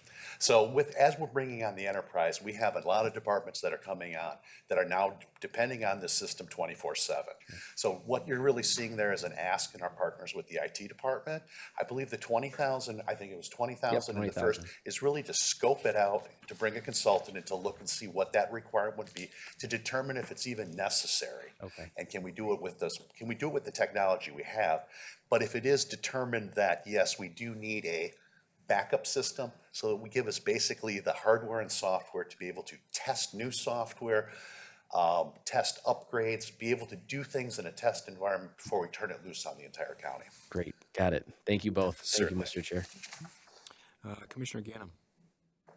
I see that you're negative, your revenue, you don't have any revenue other than reimbursements. Reimbursements are from, going from 0 to 100,000, where are those so coming from? there are some missing years in this. So we've got one of our individuals, our senior GIS technician, that we loan out to the sheriff's dispatch, and they reimburse us for that individual's time. So you should see that across the board from 22 on. And you currently have 32 employees? Mm-hmm. Harold texted me something, asked the question. So how many, of your 32 employees, how many are working hybrid or from home? We have a hybrid work policy within our department. I will tell you, we were probably one of the very first within Macomb County to actually offer that, where it is more of a flexible work program because of the work that we do. I will tell you, if I've got staff in the office and they're not out there in the community and they're not meeting with our businesses, we are so customer driven that they're not doing their job. And I enforce them to get out there. We really want to make sure that we're building the relationship with those customers with where they're at. So for them to be in the office means that they're behind a desk. But I need them to be active. And so that model of being at your desk, your 8 to 5, has never really been the model for our department. We've got individuals that, go to night meetings, networking events. It's not your traditional 9 to 5. So it's really difficult for me to answer this question because we've never been that way. We were probably one of the first within the county that piloted this hybrid work environment where, maybe perhaps your day starts at noon and runs to 9 p.m. at night. And you'll get your 7.5 hours in, but we've got to be flexible with that. Yeah, okay. And then, so you don't have a quick answer for that. So our employees. I understand the concept of it, but right. how many people actually physically come into the office building on a weekly basis? Yeah, so we do have some, structure around it. We say, at least 3 of your working days. I mean, the physically, receptionists, secretaries, assistants, associates. Yes. Yeah, so like 3 of your 5 working days, work here or connect with the program director while you're here. And then the other 2 are hybrid as needed. All right. And have you ever thought about, the other cities, counties, other municipalities that need your information, about charging them for that information? I know it's kind of not the thing to do, but it would help with your revenue. Ever think about that? Like, okay, I need a map of all the new business locations in Macomb County, GIS or whatever. Okay, that would be $100. So we still charge for maps. So if they physically want a printed paper map, we still charge for that, even though that revenue has definitely decreased as we've gone into this digital age. I know, as we looked at some of the upgrades within our GIS system, that subscription-based model has actually, it hurts us as a county because we do provide this to some of our communities who don't have that to pay those fees. Well, the reason I asked that because, you got the Spiegel tax, so you should have your tax, you know what I'm saying? Mm-hmm. Somebody from the prosecutor's office needs a map on something, all right? You should. Yes, so we don't fall under operating, correct. We don't fall under operating. Our same model with our marketing and communications where we provide assistance to other departments, but we don't charge for that. That is just something we provide. I'm open to explore. Thank you. Thank you, Mr. Chairman. Commissioner Van Sickle. Thank you, Chair. Good afternoon, Vicki. As you know, you see me at many of your Industry 4.0 events and many of your other events. I would encourage the other commissioners to start attending some of these events. You come in contact with many job creators for the county who are looking to try to expand their business into either the same area or new areas. And it's a very interesting, they're very interesting events. And thank you, and continue those. You mentioned tree canopy data. What do you do with your tree canopy data? I mean, are you sending people out to plant new trees, or what's happening with that? Sure. So, with the grants that we receive, we do look at, the maturity of these trees. Has the right trees been planted for the right location? It does also help us go after future grants. When we're looking at the greening and the forestry of Macomb County, that tree canopy data does help. And then it also helps our local communities as they're looking at, where is the best place for them to be looking at some additional tree plantings. Okay, thank you. And one of your slides indicated that unemployment's 4.1%, and that there was 50,000 plus something jobs available. That's correct.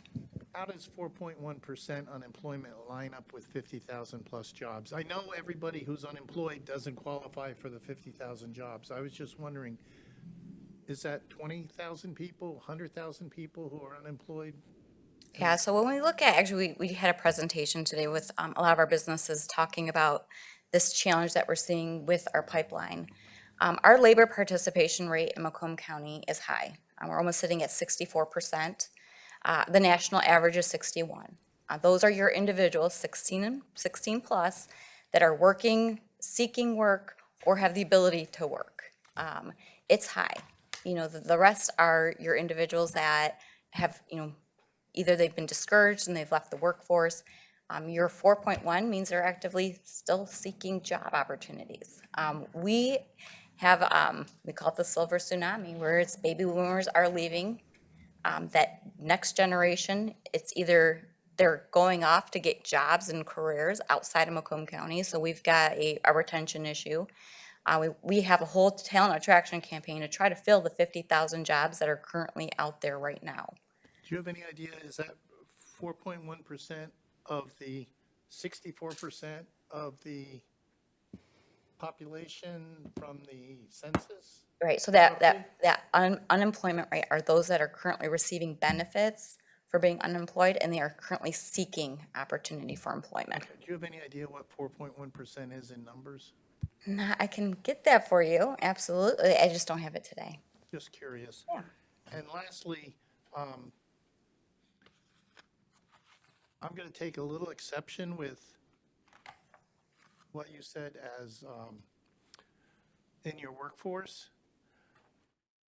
I would look for workforce that was doing, to define that, to Commissioner Gannon's point, people who are working in their house versus working in the office.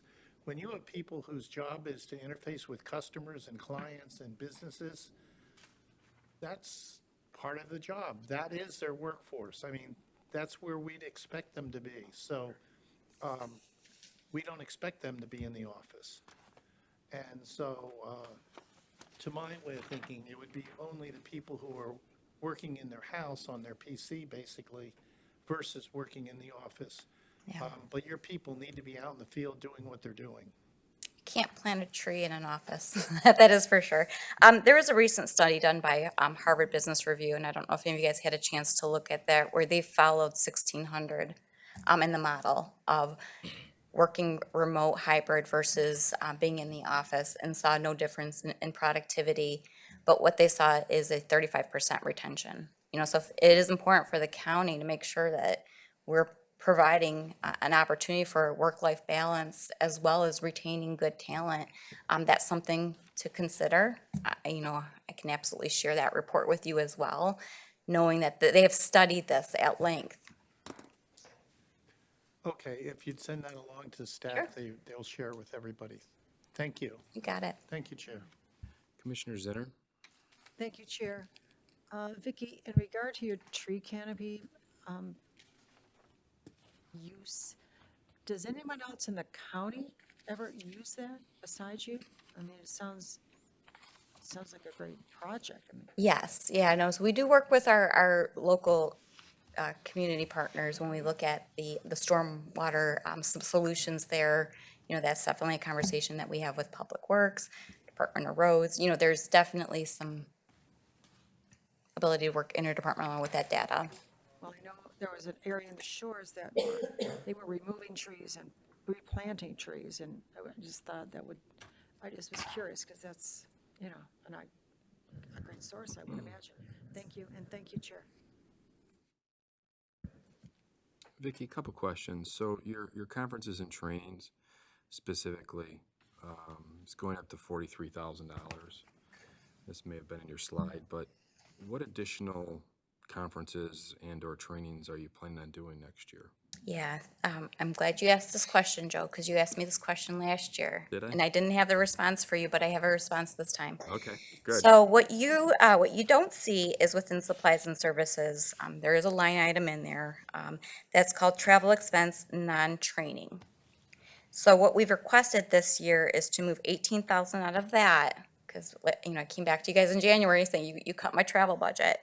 Is to take 18,000 out of that and move it into this conferences and training. And you'll see those listed within the BOC supplement that we provided, areas where we look at traveling both in the state, nationally, and internationally. Okay, So it is just a shift in where the dollars are allocated. got it. And then the contract services, I know you have a slide specifically on that as Commissioner Kraft request. Yeah. So boy, you must have talked to us ahead of this meeting, because you have like all of our questions answered already, but that's great. But that slide specifically, so I know you're adding in the $100,000, that's something new, you said. What other items on there that are brand new that you're looking for 2025 specifically? Sure. So where we're seeing actually some bump ups, this ED small business programming, this was something that we found actually, it was a great opportunity to promote our small businesses. That line item last year was right around 15,000, I think. So we did bump that one up. Contractual services, that was another bump up. Just looking at this real, Would you the say blue most of your card. bump ups are doubling that budget line? They're not, typically? no. I mean, we're talking maybe 5,000, 10,000. That Macomb Blue Economy Committee, that's a brand new one. That is in partnership with the Macomb Chamber. We are looking to fund that at 5,000. The CDAM, that boot camp workshop, that's 1,000. That's a workshop that we want to bring locally here to Macomb County. It does become cost prohibitive for others to attend that, especially when we're working within not just our CDBG program, but those throughout the county that run their own. So that is a workshop, small dollar amount, but there's a benefit to that. The parcel fabric, this condo conversion, that is new for this year. What is that specifically? I'm gonna actually have my friend Jeff come on back up. We need her to come back to that one. Last year, I should say this year, actually the last 2 years, we initiated a program with the GIS in partnership with the land file division of the Treasurer's Office to revamp and modernize the way we store our tax parcel information. So without getting a lot of technical information, we were moving it from one sort of a set of databases to other ones to make it more accessible, to make it more web accessible to our locals, to tie it back into our BSNA program that all of our communities use for their tax collection and assessment. But what this represents an optional phase 2 to that, where we are looking to trying to find the best way to say this, looking the best way to repurpose the way we look at condo properties within our tax map. The way we look at them right now is through condominium ownership. You have common ownership across a piece of land. But what has happened over the years is there are less and less subdivisions being platted. A subdivision being a technical instrument for the transfer of property, where it's become more and more common for developers to do a development and put it in, submit it as a condominium. And what you end up with that is you end up with a traditional looking subdivision that's actually all in condominium ownership. Long and short of it is, in our system, if you had a subdivision that had 100 parcels or 100 individual homes in it, they would all look like one giant stack of the entire subdivision. What we're doing through this condo update program is we're basically unitizing each of the homes. And we're going through, and for each of those stacks, we're breaking it out into an individual parcel so you can actually see the placement of where that tax collection or that home unit is on the map where it sits in the real world. So there are probably over 248,000 condos in the county. Those are your traditional buildings, and then as also your individual single-family residences, that have come up through this site condo process over the last 10 years. And we really need to modernize our mapping, get ahead of it now, so that we're not looking at 500,000, 600,000 units as we get further in the future. So hopefully that explains it and wasn't too technical. Oh, thank you. Certainly. Okay, I don't see any other questions on budget page C48. So we'll move on here quickly to D27 and D28. Commissioners, are there any questions on these pages?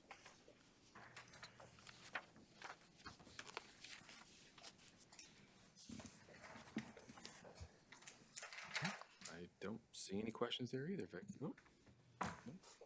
Nope, we are good. Thank you very Thank much. you so much.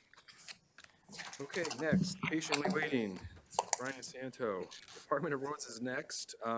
This is Special Revenue Fund pages D42 through D44. Good afternoon, Brian. Good afternoon, Commissioners, and thank you for allowing me to present our Department of Roads budget for 2025. As you may have seen, and hopefully you have gotten a chance, last week there was forwarded to you a video of the state of the county. Went through basically where we've been, where we're currently at, and where we want to be. That was held with County Executive Hackle, Deputy Executive John Paul Rea, and myself. First and foremost, I just wanted to stipulate and reiterate that we at the Department of Roads obviously are responsible and fiduciaries of hundreds of millions of dollars of state, federal, and local funding. We are very process-driven and follow current protocols, standards, requirements, and use objective analysis with everything that we do at the Department of Roads when it comes to design, construction, and the maintenance of our roadways. That is very critical to what we do, following processes. Another huge part of what we do moving forward is stakeholder engagement, whether that's other units of local government, local community leaders, businesses, residents, and inclusive of property owners. We have a core program, community outreach and education, that we're very proud of at the Department of Roads, that handles the brunt of our stakeholder engagement. And that consists of mainly what I consider 3 C's: collaboration, coordination, and communication. And those 3 C's, along with stakeholder engagement, are critical to what we do moving forward as a road agency and how we move forward with safer, more durable, and more efficient roadways. I want to get into, obviously, kind of where we've been. So a little bit of our information about the road department and what we maintain. As the 3rd most populated county and home of the 6th largest road network in the state, we are responsible for, as a department, more than 1,700 miles of county roadway under our jurisdiction, 225 bridge structures, 830 roadway cross culverts, 900 traffic signals, 350 traffic cameras, and 60,000 plus traffic signs. We did a study back in 2018 and 19, an independent study with a couple independent engineering firms, to calculate what it would cost to fix appropriately all of our poor roadways and poor bridges within the county. And back then, inclusive of our subdivision roads that we have under our jurisdiction at the Department of Roads, if you move that forward to present value with all the inflation and rising costs, that's a $2.5 billion need. That's billion with a B, to fix appropriately all those poor condition roads, bridges, and subdivision roads. And the proper fix for those poor condition roads is a reconstruct and replace. As you know from what's been expressed for decades, we are underfunded as a road agency for the roadways in Michigan. So we do a lot with a less. And I want to say first and foremost too, that we have 279, looking to be 280 employees at the Department of Roads.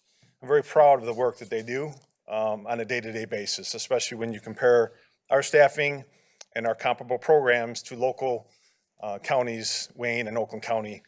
They have a lot more staff and have comparable programs to what we do. So I'm very proud of our staff and what we do as a department for Macomb County.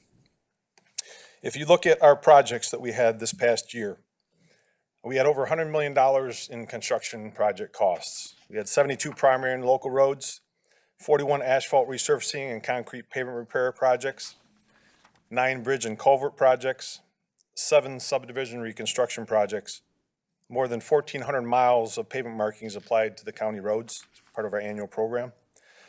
Almost 105,000 tons of limestone applied to gravel roads to the northern communities. More than 665 signal timing changes to improve traffic efficiencies throughout the county. Installation of more than 64 miles of fiber optic communication networks to bolster the Department of Roads' advanced traffic network system, making our roadways safer and more efficient. Taking a look at some of the notable projects from this past year, the crown jewel and gem of the Department of Roads, as I'm very proud to say, is Innovate Mound. That was a multi-year process, $220 million project, over 9 miles of reconstruct between I-696 and M59. That was a very good project when it comes to cost and time. It was on budget and on time. We're finishing up that project this year. We're also looking at another mega project to the south, the 3 miles from 8 Mile to I-696. We've tried, and we're still going to try to attempt to get funding moving forward with that. It's a larger lift, so we're always seeking grant opportunities moving forward for that. Garfield Road Extension, we were able to provide 2 new miles of Garfield Road between 23 and 25 Mile Road in Macomb Township. That is a project that was obviously well-deserving of additional north-south travel throughout Macomb County to facilitate that north-south traffic into the future. Those are some of the notable projects. We do have, as part of our budget presentation, which I have again with me this year, Melissa Williams runs our finance department, director of our finance department for the Department of Roads. So when we get to the budget, she will answer hopefully any technical questions you may have if I cannot do that myself. So as part of the 2025 program, we have over $83 million in road, bridge, and traffic operation projects planned. We're looking forward to another very robust program for 2025. We're always seeking, as many of you like to hear, grant opportunities, whether it's state, federal, TAP grants through SEMCOG. We're always looking as our staff to secure additional funding to support our efforts to make our roadways more safe and more durable, and obviously repair the roads that we have currently that are deteriorating as we speak. So if you look at our budget, I want to remind you also, as part of our budget presentation, 99.9% of our funding is separate from the county, does not tap into the county general fund. So that is state, federal opportunities, Michigan transportation funds, state funds, local agencies, communities, participation in our projects, which obviously make us move forward as best we can with the budget constraints that we have for additional funding. So we do have a 2025 expenditure of approximately $248,908,500. Keep in mind, when you look at this budget also, in order to get on the yearly budget cycle, which is January 1st to December 31st, our previous budgets have been October 1st to the end of September. Trying to get on your guys' schedule as far as the January 1st. So this budget actually represents 15 months of accruals in budget versus the 12-month or 1 year. So when you look at some of the numbers, they are going to be 25% plus or minus inflated from the past year because it does include 15 months versus 12 months. So with that, I will entertain any questions on the submitted budget. Thank you, Brian. Commissioner Van Sickle. Thank you. Good afternoon, Brian. Afternoon, Commissioner.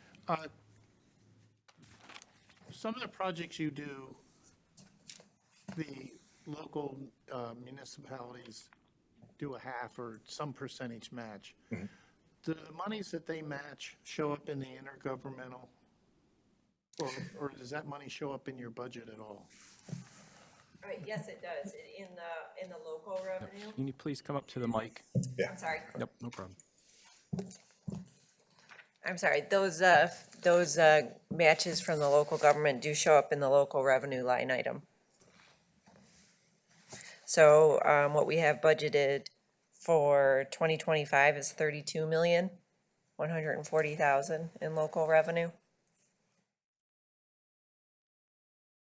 I think we're in the quandary of, we have a roll-up in our budget book, and Oh, I think okay. you're looking at, Oh, okay. Where on the line item? Oh, okay, so that would be included in the intergovernmental line. okay, so it is included in that then? Yeah. Okay, thank you very much. Thank you, Chair. Thank you, Commissioner. Commissioner Lucido?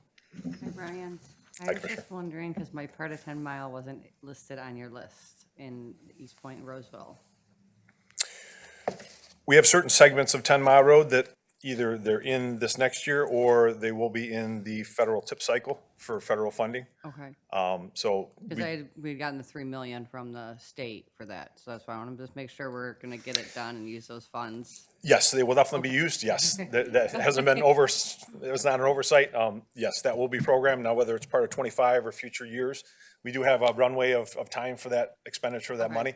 So that will be part of our program. All right, Yes, thank you. you're welcome. Commissioner Gam? Do you have a Pacer map that you follow that gives you the idea of where you're going next, or is it just by, people contact you from other cities saying that we need, I see on here you're doing 10 Mile in Warren. So is our engineering department in Warren contact you, so we need that done, or you have a map yourself that you rely on? All the above. We do, with our core program, reach out to all communities and meet with them annually. So we get the feedback on their wants, needs, and wish lists. And we program those projects that we feel we can fit into our budget. And, obviously with the limited budget, there's more asks and more available. So we do communicate that way. We do look at PACER ratings. So on an annual basis, we evaluate half of our roadway system every other year. So every 2 years, we evaluate PACER ratings and condition of our roadways on all of our roadways. So that half is done 1 year, half is done the other. We're actually looking at trying to go to doing that all in 1 year. So we have a complete listing on any particular year. We'll have to pay a little bit more money to get that extra half in the 1 year, but it's well worth what we're looking for moving forward. But whether it's our maintenance staff that we look at, our service requests that we go to multiple locations to do repairs, we reach out to the communities.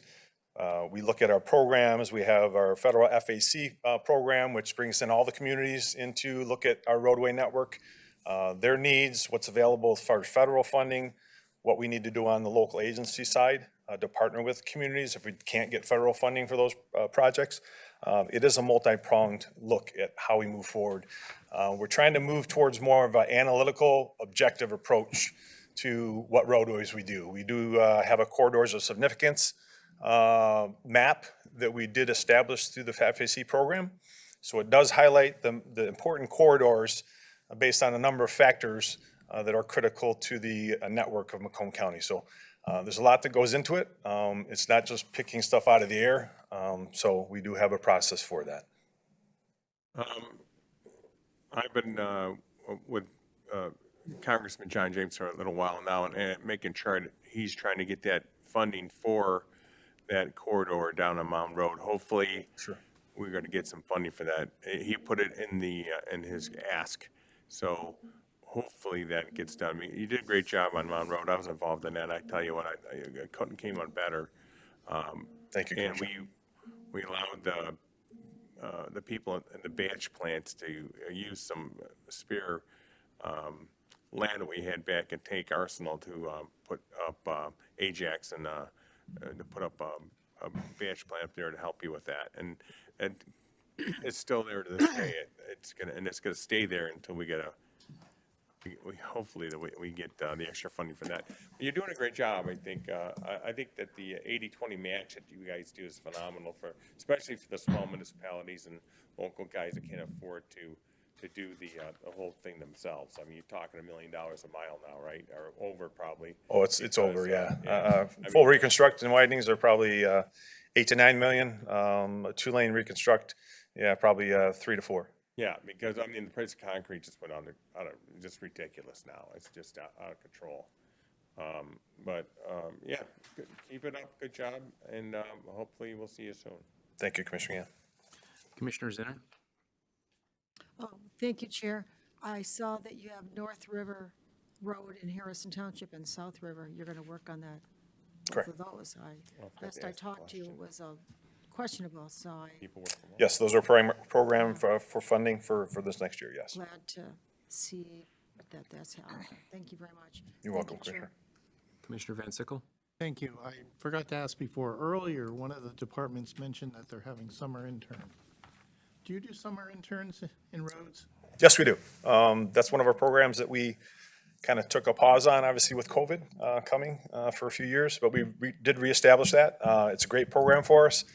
It allows us to fulfill some of our needs throughout the summer, plug some of the holes that we have with the staffing that we have or lack thereof. So I think this year we had 9 summer interns. We had, I think, 6 or 7 of them working in a technical basis, whether it be HR department, finance, engineering department, traffic department, general admin, and we had a couple that worked out in our service centers, Clinton, I think, in New Haven. It's a great program. We allow 10 weeks of summer interns, college kids, to work and gain experience and to help us out during those summer months. Good. I'm in Great total program. support of getting youth involved. For sure. Thank you. Thank you. Thank you, Chair. Hey, Brian, a couple questions. I know one of the new things that's in the budget this year is the countywide ditch cleanout program Yes. that you're looking to do. Can you talk just a little bit about that and what the strategy is and what your plan is with that? Sure. That's a program that was newly developed, and we're still developing it as we speak. It's a program that's, I think, going to be valuable to us, dealing with the local communities. We go out and travel the roadways on a day-to-day basis. We have a lot of areas, ditch lines, that need attention when a foreman or assistant foreman drives by, sees a drainage issue. They'll set up a crew to do ditching. That's really kind of independent of the communities. This program's developed, or going to be developed in concert with the community's wants and needs. So there'll be a program, maybe a match program we're looking at to bolster certain segments of ditch roadways that the community might see independent of us, and have a mechanism kind of just like Commissioner Miller's drain cleanout program. It's going to pretty much mirror some of the same requirements and standards and protocols that one does, to bolster being able to have a little stake in the game by the communities and have us be able to run a program. And it'll probably be independent of our staffing because it'll be a size enough that we'll probably hire an independent contractor to do that just strictly for that work. So we'll be able to hit a lot more locations with that program in concert with bringing in the communities for their collaboration and coordination communication. So I like the program. I like how you're setting it up because I worked with Commissioner Miller on the drain program, and For sure. I gave her the opportunity when we talked, if we give you more money, can you maximize the program? She said, yes, absolutely. So I have no problem with the $300,000 that we're allocating here. I mean, it's dollar for dollar. It's a good investment on our end. And I have no problem if it's a success to increase that going forward because it's a win-win for every community in Macomb County. So For another sure. quick question. Looks like you're adding 1 staff on the professional support side. Can you Yes, talk a correct. So little that, about yes, I can speak to that. That is an additional staffing. So with all of our projects within the county, I'd say 90% plus of the testing work that we do on all of our projects is done internally. So we have a lab facility that's housed at our New Haven Service Center in New Haven. And I have currently 2 staff that work out of that doing testing, whether it's concrete plants, asphalt plants, testing in the field, concrete cylinder brakes, concrete beam brakes. They do analysis on the asphalt product itself, do a bunch of testing. It's a lot of work, and the requirements and standards are getting more and more cumbersome, and the testing and paperwork is getting more and more. And with increasing the projects that we have on an annual basis, I need more staffing in our lab. So the addition will be with an engineering aid assistant 3, putting that staff in with an additional EA3 in the lab. One's responsible for concrete production and oversight and inspection. The other one's for HMA. They're 2 distinct products, and they each do their own individually.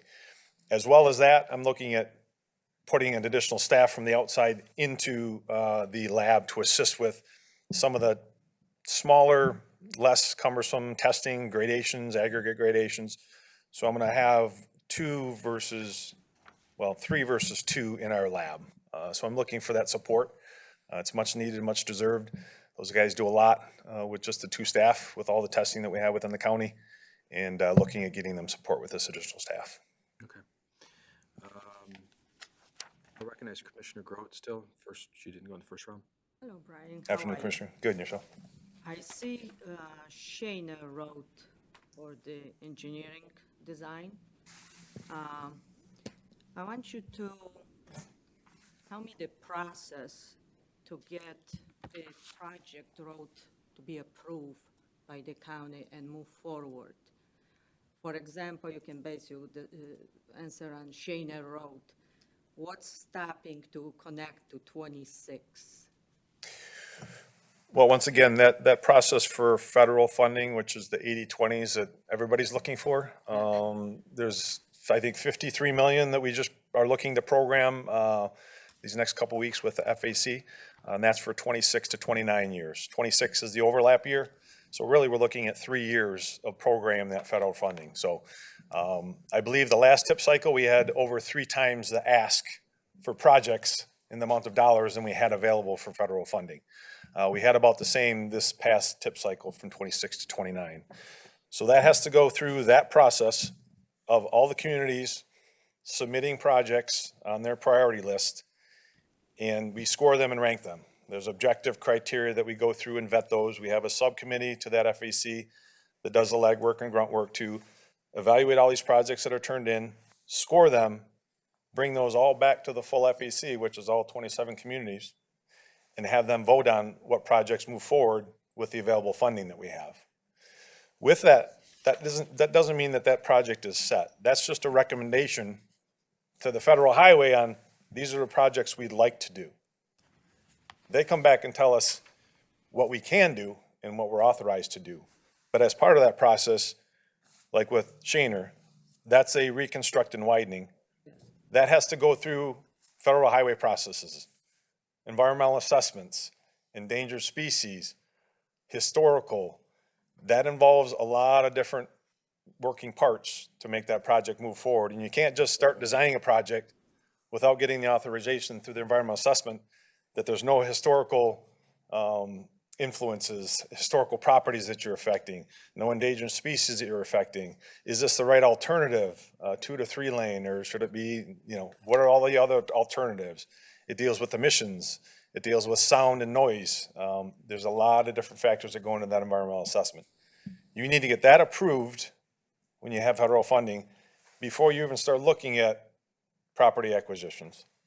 So there's timings of everything. It's a long, cumbersome process. It's just a question that it's good for residents to know, for people in Macomb County, how road projects are approved and what we have to do.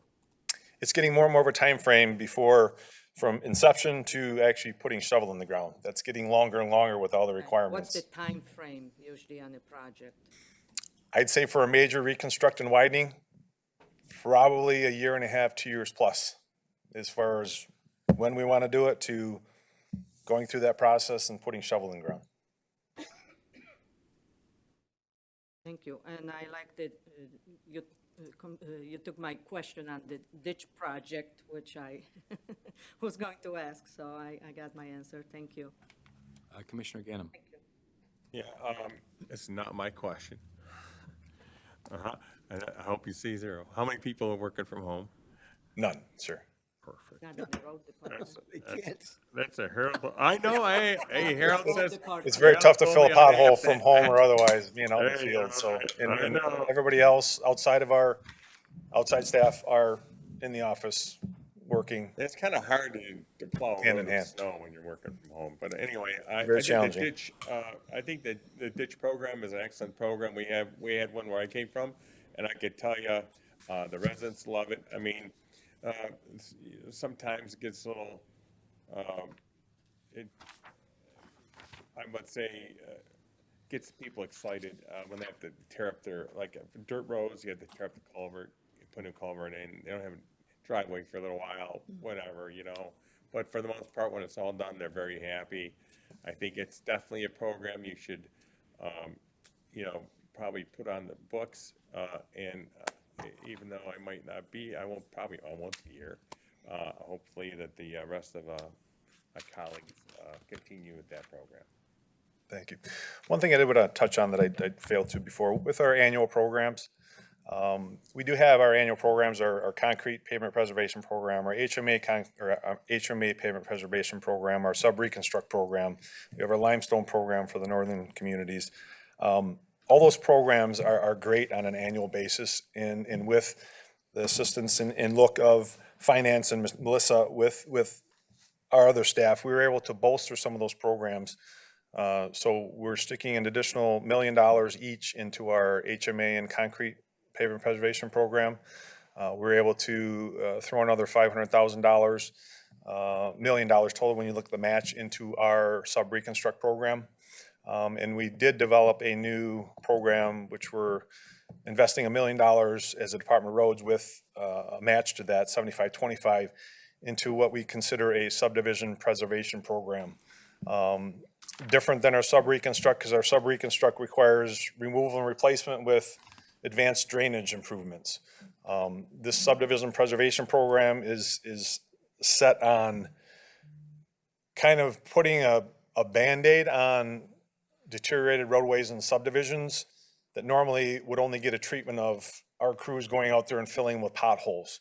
So there's going to be minimal base repair. We'll probably do a skin lift of anywhere from 0 to inch of skim lift of asphalt, and then put like a 2-inch overlay over the existing.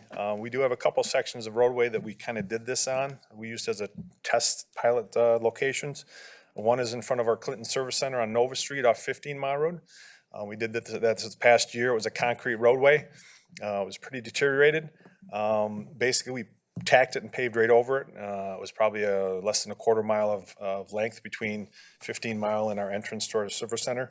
We're going to evaluate that. That's lasted pretty good so far. And then there was another section that's probably about 10 years old. It's on the north side of Rossville Highway, down by Selfridge's roundabout. It's an industrial sub, Carrick Drive, I think it's called. And we did that about 10 years ago. We did minimal repairs to the existing condition of the roadway. It was a concrete subdivision, industrial sub. We paved, I think, 2 inches over that.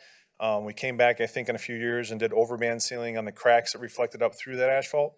And that roadway is doing pretty good to this day, 10 years later. So it's not a end-all be-all fix, but at least it fixes the roadway for probably 8-10 years or more, and puts it in a lot better condition than what it was currently. So we're looking at bolstering that, and it is economical. It's 75-25 match, so we'll put in 75%. The community put in 25%, so it's a lighter maintenance type, so we don't have to have that 50% requirement of matching funds. So that's a program we're looking forward to moving forward with in the future. Brian, is that specifically for subdivisions? Yes, correct. Okay. I think it's a great idea. I mean, with the cost of, removing and replacing, I mean, it's just economically just so challenging for your department to do that. I know my community takes advantage of the subdivision program as much as we possibly can, but we still can't keep up. And, For sure. I mean, we've got a lot of new concrete that's just, after 10 years, it starts deteriorating, and what do you do? And, Correct. there's just not enough money in the budget to, replace it. So what do you do with it? So I think it's a great solution. Okay, seeing no other questions, We are all done. Brian, thank you so much. Thank you very much, Commissioners. Take care. All right, next is non-motorized trails. This is budget page D23. Steve will go through this one for us. Good afternoon again.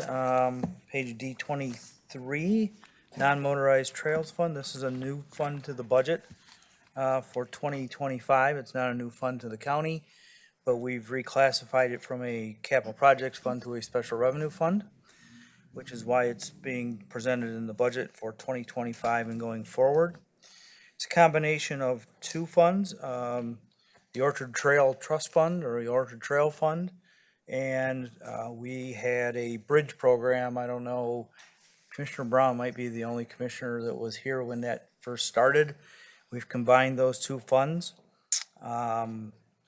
The bridge program at the time in the early 2000s was a $30 million bridge repair, replacement, and renovation project that we partnered with Roads on. Roads pitched in $15 million of cash. County issued 2 bond issues for $15 million.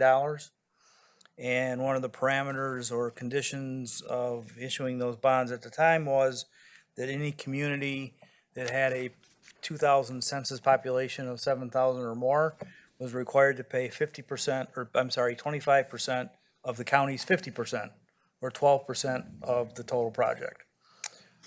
There are 4 of those communities: Washington, Shelby, Macomb, and Harrison, and we bill them back $24,045 a year. And that's continued for another 18 years, because we waited till all the projects were done and billed them all out at once going forward. The other portion of the revenue of $51,000 is $27,000 a year that we receive from Shelby, Armada, HCMA, Washington Township, and the city of Richmond. Sort of a membership fee, if you will, that was put in place back in 2000 when we bought the trail originally. So those are the 2 revenue sources, or primary revenue sources for the fund. And then we pay for grounds care and mowing and shrubbery and vegetation and clearing and maintenance of all the items on the trail. What you'll see starting in 2025 is about $200,000 of investment in the trail. So we have about $100,000 of operating expenses every year, put another $100,000 into various upgrades. And if you're interested in more of the detail, JP can address those questions. And you'll see we're drawing down on fund balance. There was about almost $400,000 of fund balance in that fund at the end of 2023.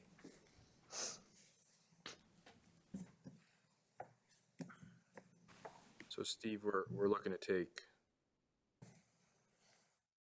are we transferring that 200,000 in, or we're? No, we're taking it from the existing fund balance. From the existing. So you'll see, we take 200,000 in 25, that draws the fund balance down to about 250,000. Then we draw another 200,000 in 26, and then we get to 27, we reduce some of our expenses. Eventually, I estimate that this fund will need some general fund contribution. When do you expect that? Starting in 27 a little bit. You'll see that to keep the fund balance at some healthy level, we've reduced the estimated expenses to 75,000. So I think starting in 27, you'll need a small amount, and then in 28, we'll have to start ramping up. So it's a few years out. Are those intergovernmental agreements, are those set, or can those be renegotiated with those? Which ones? The one on the bridge program or In the? general, yeah. No, the ones on the bridge they're all set, They're set. basically, yeah. Okay, don't see any other questions on this budget. I think we're all set. Thank you, Steve. Thank you. All right, Commissioners, we're through the budget reviews for today. We have a motion on the floor. Please vote.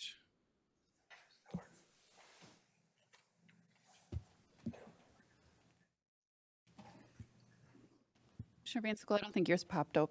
If you want a voice vote, I can add it. Thank you. Motion passes 11-0. Okay, next item is correspondence. Got feedback received from budget reviews, so any feedback we've received from specific questions that a commissioner's asked previously, we're continuing to provide that information to you. So I need a motion to receive and file. Support Lucido. Moved by Wallace, supported by Lucido. Any questions? Seeing none, please vote.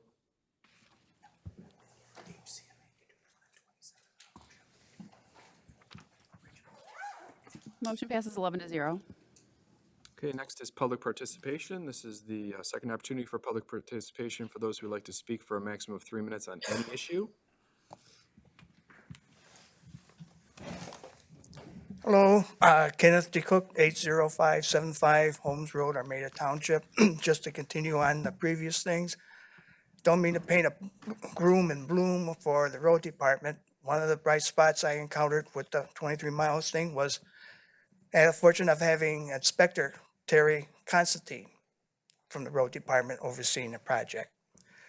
He was easy to contact. He was upfront. Sometimes I didn't like the answer I got, but at least I knew I was getting a straight answer. Unfortunately, one time he was gone for 2 days and the issue came up on one of our parcels where the road department went outside of the right of way, did some property damage. I talked to the inspector at the site at the time and asked what was going to be done for restoration, whatever, because it was a 12-inch drop, not a slope drop with roots and stuff sticking out. And his attitude was, we ain't going to do nothing. There's nothing wrong. You're stuck with it. Being I'm in Armada Township, my county commissioner is Don Brown. The property and the business is in Commissioner Joe Sabatini's district. I contacted them both to kind of explain, sent them pictures. Terry came back to work and through everybody's interaction, a solution was come up with. But unfortunately, it was additional costs. And why the attitude had to be like that, I don't know. I'm not against the road widening, just a process. I even try my best to help move things along. When they do the paving, pouring of cement, some of the driveways, house entrances, they skip so people can get in and out, and then they come back later to fill it in. Being I got the farm, we got lanes, driveways, 7 other parcels, my neighbors, I was able to get them agree to use my lanes to get around, to come to the west and use one driveway to go in and out, which left a 1/4 mile of straight stretch for the cement company, the firms, to pour cement. Because my philosophy was, the quicker I can get them through and out this construction, the better for my business. Again, Terry came through. I told him 2 weeks ahead before I was going to open up. He worked to get the cement company to pour the cement and get past so I could open up with no hindrance to my customers. It was great. I appreciate that. But as far as what was just mentioned by the director about public contact and property owners, it was a bad experience because we had to go, not only me, another neighbor who was contesting it, out to Bloomfield Hills for the facilitation. He was supposed to be done an hour before I got there, and I get there, and he's still him and his wife waiting. Because the person who was supposed to make the decisions and say yay or nay or counter in that wasn't there. The 2 gentlemen from the road department had to call, and I don't know who it was they had to talk to try and get a hold of that person, explain what went on, and then wait for a response and come back. You have 30 seconds. While I was sitting there, that other neighbor went looking because they were sitting there for so long and come across the 2 attorneys. We had the same attorney and the facilitator talking, socializing because they were waiting to get a response back.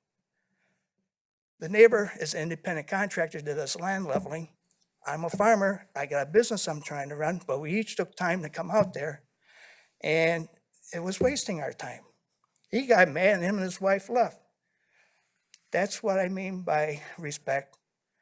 The county came knocking on the door. We want to do a deal. Okay, let's sit down and talk about it and work things out. But there was no sitting down and talking. It was a firm stance. We're right, you're wrong. And I got the numbers to show it was a $50,000 mistake or more of wasted taxpayers' money. That was an internal decision, not influenced by any outside entities, state government funds, federal government funds, or whatever. And there's where I suggest you should look over the expenditures, what they're asking for, and ask questions to say, how are you treating my constituents? How are you treating the residents of Macomb County? Because this is my third experience with the road department. It's leaving a bad taste in my mouth, and if I'm one, how many other out there are like me? I like Macomb County. I was born and raised here. I want to do a business, but I also like respect. I was willing to talk and discuss, and like I say, Terry Constantine was a great one. Like I say, he didn't give me all the answers the way I wanted him to come, but he was upfront and honest and workable. Thank you very much for your time. If you have any questions, please ask me. Thank you. Anyone else from the public like to speak? Going once, twice. We'll close public participation. Next is commissioner comments. Commissioner Ganem. Yeah, my comment, obviously, we see more and more of the pattern of people working from home, and I understand that, the concept of it, all right? But fair for one is not fair for the other, fair for all. In sales, you report in the morning, and you go out and do your sales all day long. I think that we're talking about people from economic development, and you come back and you come back report before you go home. Or if you have a hybrid where you know that you have a 9 o'clock meeting, you come in 11:30, and then you return, or you don't return, what the case may be, after the 9 o'clock hour. But there should be some sort of structure, and this is happening through the county. There should be some sort of structure that when people are asking for more help by all these people working from home, or if we can combine groups so we don't have to have an expansion of the clerk's office because we have extra space in other places. Those are the type of things you have to think outside the box.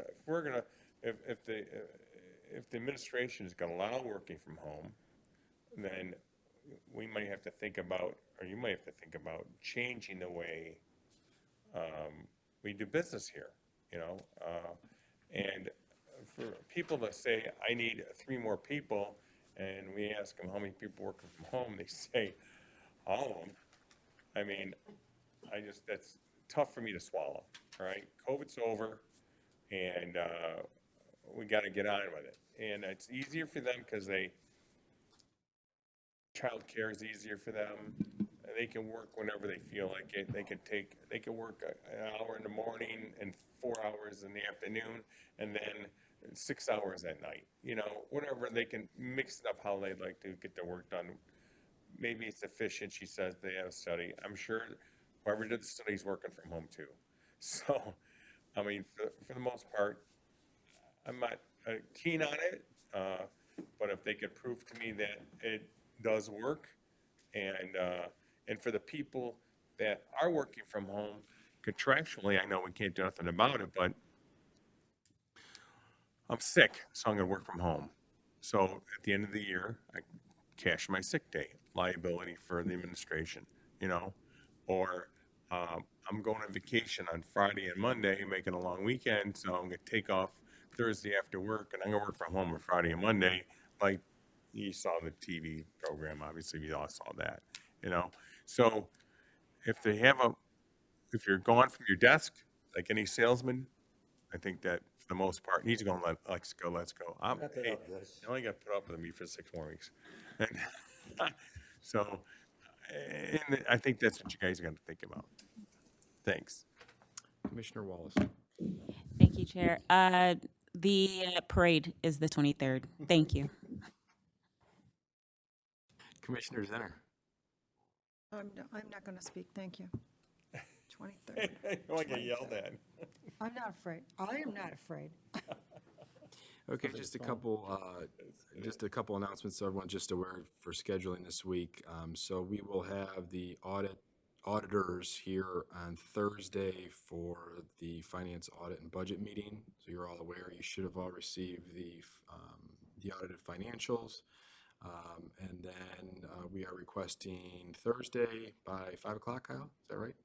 All your amendments in for the budget. We've added a new meeting to the calendar, which is Monday, the 18th, is that right? Yes. Which will be going through all the budget amendments for the budget. So we had to kind of add one more day in here so that we had a chance for the auditors to come in before we actually move forward on the budget. So you all could have that and review that prior. Any questions on scheduling at all? We all good. I think we're good. If you do, let me know, let Kyle know, let staff know. But I don't see any other commissioner comments, so take a motion to adjourn. Motion to adjourn. Made by Kraft, supported by Romano. Please vote. See everybody tomorrow.